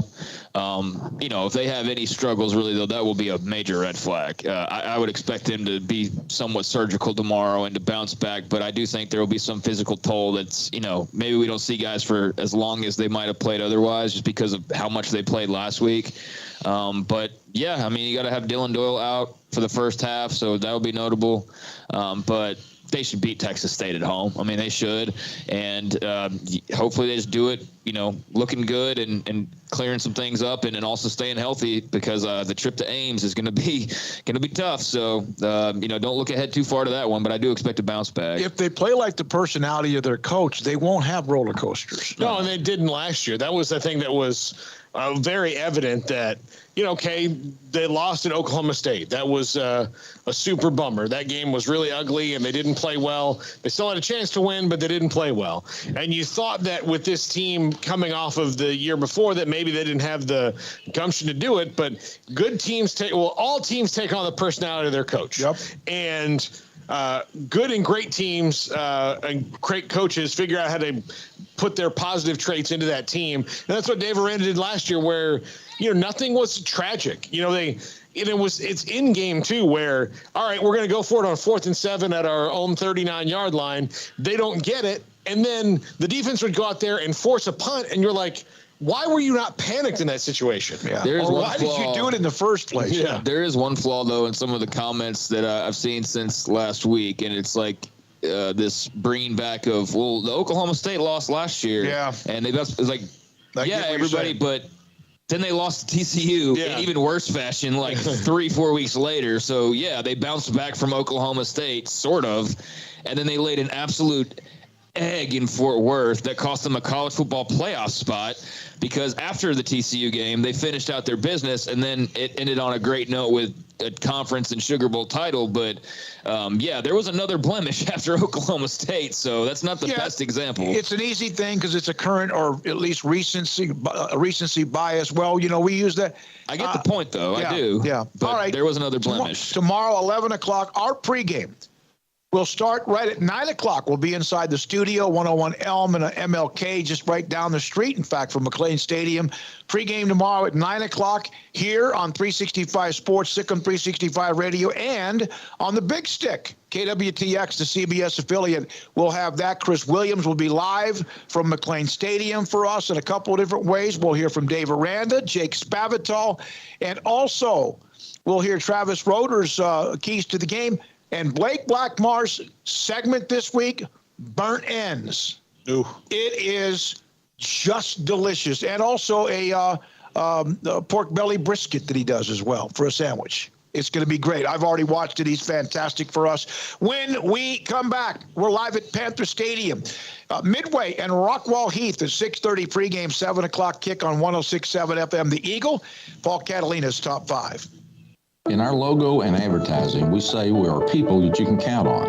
What does that mean? It starts with providing a quality vehicle and quality service at a fair price. But it also means we do what we say we will do, and we treat people fairly with respect. It starts by hiring great people, good local folks who work hard with a caring attitude. Our employees are the real reason we are people that you can count on. Put us to the test and see for yourself that at Richard Carr Motors, we are people you can count on. Stepping into the boots of a U.S. Army officer can add confidence and leadership skills to your son or daughter's career path. See all the things they can achieve in our boots at GoArmy.com. U.S. Army Waco Recruiting Company, 254-598-8131 or 254-776-1543. It takes time to reach goals. It's a truth that applies to more than sports. It goes for your financial goals as well. You work hard for your money, and you deserve an investment strategy that lines up with your game plan. And Tom Albers, your Edward Jones financial advisor, can help. If your financial investments aren't putting forth the effort you desire, stop by today for a financial review. Tom Albers, 4301 Lakeshore Drive, 254-776-7605. Edward Jones, member SIPC. From the first workout to the last practice, sports is an incredible challenge. Hi, this is Dan Ingham with the First National Bank of Central Texas, and we're proud to support each athlete, every parent, and our educators. From families, small businesses, to the biggest industry, we're here to help. With remarkable products like First Free Checking, we've got banking ideas that fuel big dreams. The First National Bank of Central Texas. Familiar faces making local decisions. Member FDIC, Equal Housing Lender. Baylor Scott and White, Southwest Sports Medicine and Orthopedics, the team physicians for Baylor Athletics, diagnosing and treating all sports-related injuries, including concussions. These specialists also provide orthopedic services for athletes and non-athletes alike, whether it's knee or shoulder pain, hand or wrist injury, orthopedic spine care, and even an arthritis and total joint clinic. Trust the doctors Baylor Athletics trust. Baylor Scott and White, Southwest Sports Medicine and Orthopedics wants to get you back in the game. Automatic Chef Canteen is a full-service micro-market vending and office coffee provider with state-of-the-art vending equipment, a wide variety of products, and offering custom-fitted micro-market vending office coffee solutions for your employee break room. You want a full break room solution and a workplace oasis? Well, Automatic Chef Canteen, locally owned and operated for over 50 years in Central Texas, also includes in-house mechanics on call 24/7 for fast, reliable service and maintenance. Automatic Chef Canteen, 6900 Imperial Drive in Waco, or online at automaticchefcanteen.com.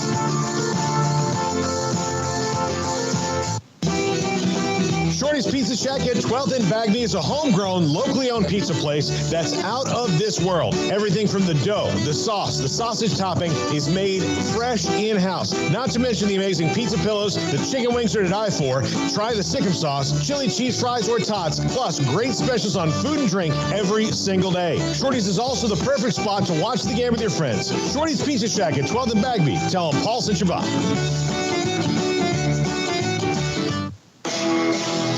This This is Paul Catalina's Top 5 at 5:55. Welcome back, Sikkim 365 Radio, 365 Sports. Top 5 things to consider about college football streaming packages. And this is in the wake of Amazon, who spent $1 billion on the NFL, struggling in their first rattle out of the box. And we talked about it shortly, but, just some of these things you got to imagine.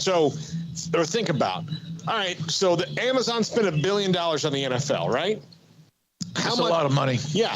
Are they going to spend $1 billion? Let's just use the Pac-12 for an example, because they're the ones in the water. Are they going to spend $1 billion on the Pac-12? Not if they did it with the NFL. No. Okay, so let's take down the value chart of what they're actually going to spend. So if they spend $1 billion in the NFL, like, this excitement about maybe being on Amazon might be a little bit misplaced, because it might not be the money that you think you're going to get. Yeah, it's not even going to be. It'll be maybe maybe a quarter of what the NFL gets for the Pac-12. Wait a minute, is it $1 billion per year? Okay. Yeah, God, not even close to that. No, never mind. Yeah, it'll be like a 10th or 12th. Yeah, like the 20th of whatever. I suck at math. I'm awful at math, but yeah, it'll be it's that. Not just the Pac-12. The Big 12 won't get much more than that either. I'm just using that as an example because they're the ones who are, and the Pac-12 is the one we heard. They're saying like maybe going all streaming model. That's why I brought them up. Okay, number 4. Who are you eliminating when you go that route? And when I say who are you eliminating, what viewers are you eliminating? And you'll see the NFL, will the NFL suffer this from being on streaming? Will they? Here's the thing for me, man, is okay, if we're going to use the Pac-12 as an example, I'm a Big 12 fan, but you're going to have to still give me something worth watching to go to Amazon to go watch that. And I'm sure as heck not going to seek out Amazon to watch Washington State versus, Utah necessarily or whatever. So yeah, am I I'm a pretty rabid college football fan, but I got to go get Amazon for the Pac-12. I don't know that I feel that way. Yeah. So that would be separate from just what I watched last night? Yeah, I mean, well, you wouldn't have a Pac-12 passer. I mean, it would be Amazon Prime, I assume, because they're not going to get enough money. They're not going to get categories. No, it'll be Amazon Prime you already have. But am I going to go the Pac-12's on? I got to go to my Amazon app, and I'm probably not going to be thinking that way necessarily. So they'd have to market it really well, I think, because look how much they marketed the NFL game. Yeah, they marketed the heck out of that. So yeah, I don't know. All right, number 3. Craig, I'm glad you mentioned that. What resources will the companies put towards it? As far as, they're spending $1 billion, are they really going to market it that much? Or, are they going to care, as much as you want them to? Do they just crap money? They do. Amazon, Amazon, basically. So Amazon and But Apple. if you're going to spend money, don't you want to promote what you're spending it on? Yeah, but part of that, though, I think my concern is that sometimes Apple and Amazon could buy something just to have it. Yeah. Has MLB really been a huge success on Apple? I don't know. I don't even think about it, honestly. Yeah. And I know they advertise pretty okay for that, but I'm having a hard time thinking of the college football game's on. I need to go to Amazon Prime to watch that. They're going to have to rewire my brain at some point. Yeah. Number 2, quality. So, look, you can, for one broadcast a week, you can get Al Michaels, who's, in Cooperstown. I mean, he is he could be in several different Hall of Fames for different sports that he's broadcast. He's the best there maybe ever was, total top to bottom. You can go get Kirk Herbstreit, who everybody knows. You can, have this pregame show with Carissa Thompson and all these ex-players, and you can have all these nifty features. But are you going to do that for college football, which isn't going to make you as much, but might, bring some eyes? Or do you follow the ESPN Plus model, which most of the time when you find out your game's on ESPN Plus, correct me if I'm wrong, guys, and in the chat room as well, you're kind of like, oh, darn it.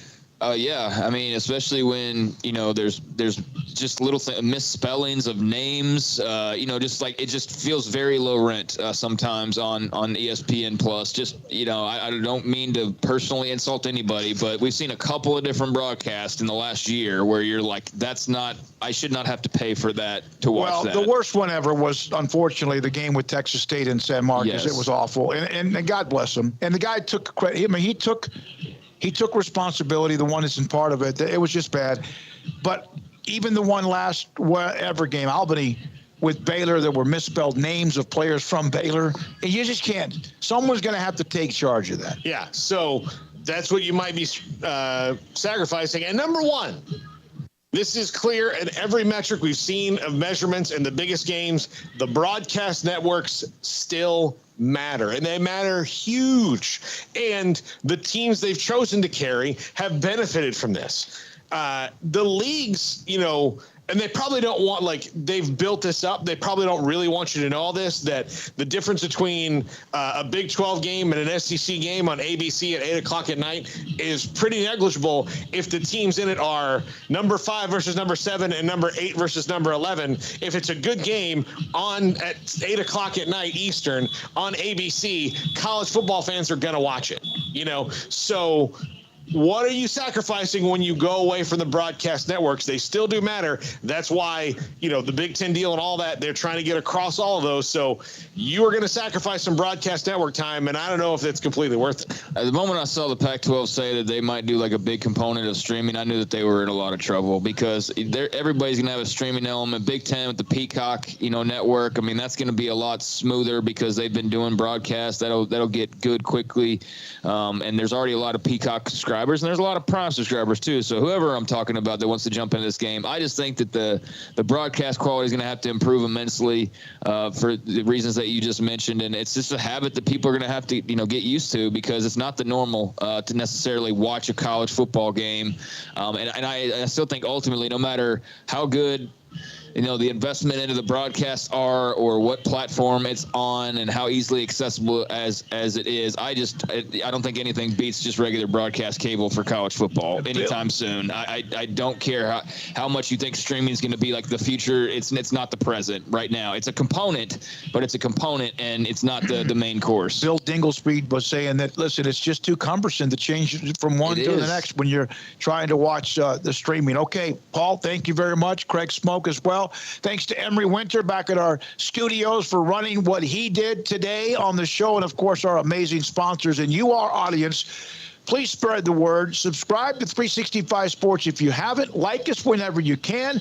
And if you don't, let us know. And the chat room will, as will the text line. We appreciate everybody as a part of the entire what we do. Tomorrow, 9 a.m. in the morning, we'll be on with Baylor, Texas State pregame. We'll take you to 10:30. A lot of great guests and great segments for you. Coming up, 6:30, Sikkim 365 Radio. And if you want to go to YouTube, it's Midway Athletics, MIDAWAY Athletics. We'll stream the game, the video with our audio. And also the game on 106.7 FM, The Eagle. For Paul and Craig, I'm David Smoak. Thank you. Have a great weekend. And good night for now from Midway Panthers High School.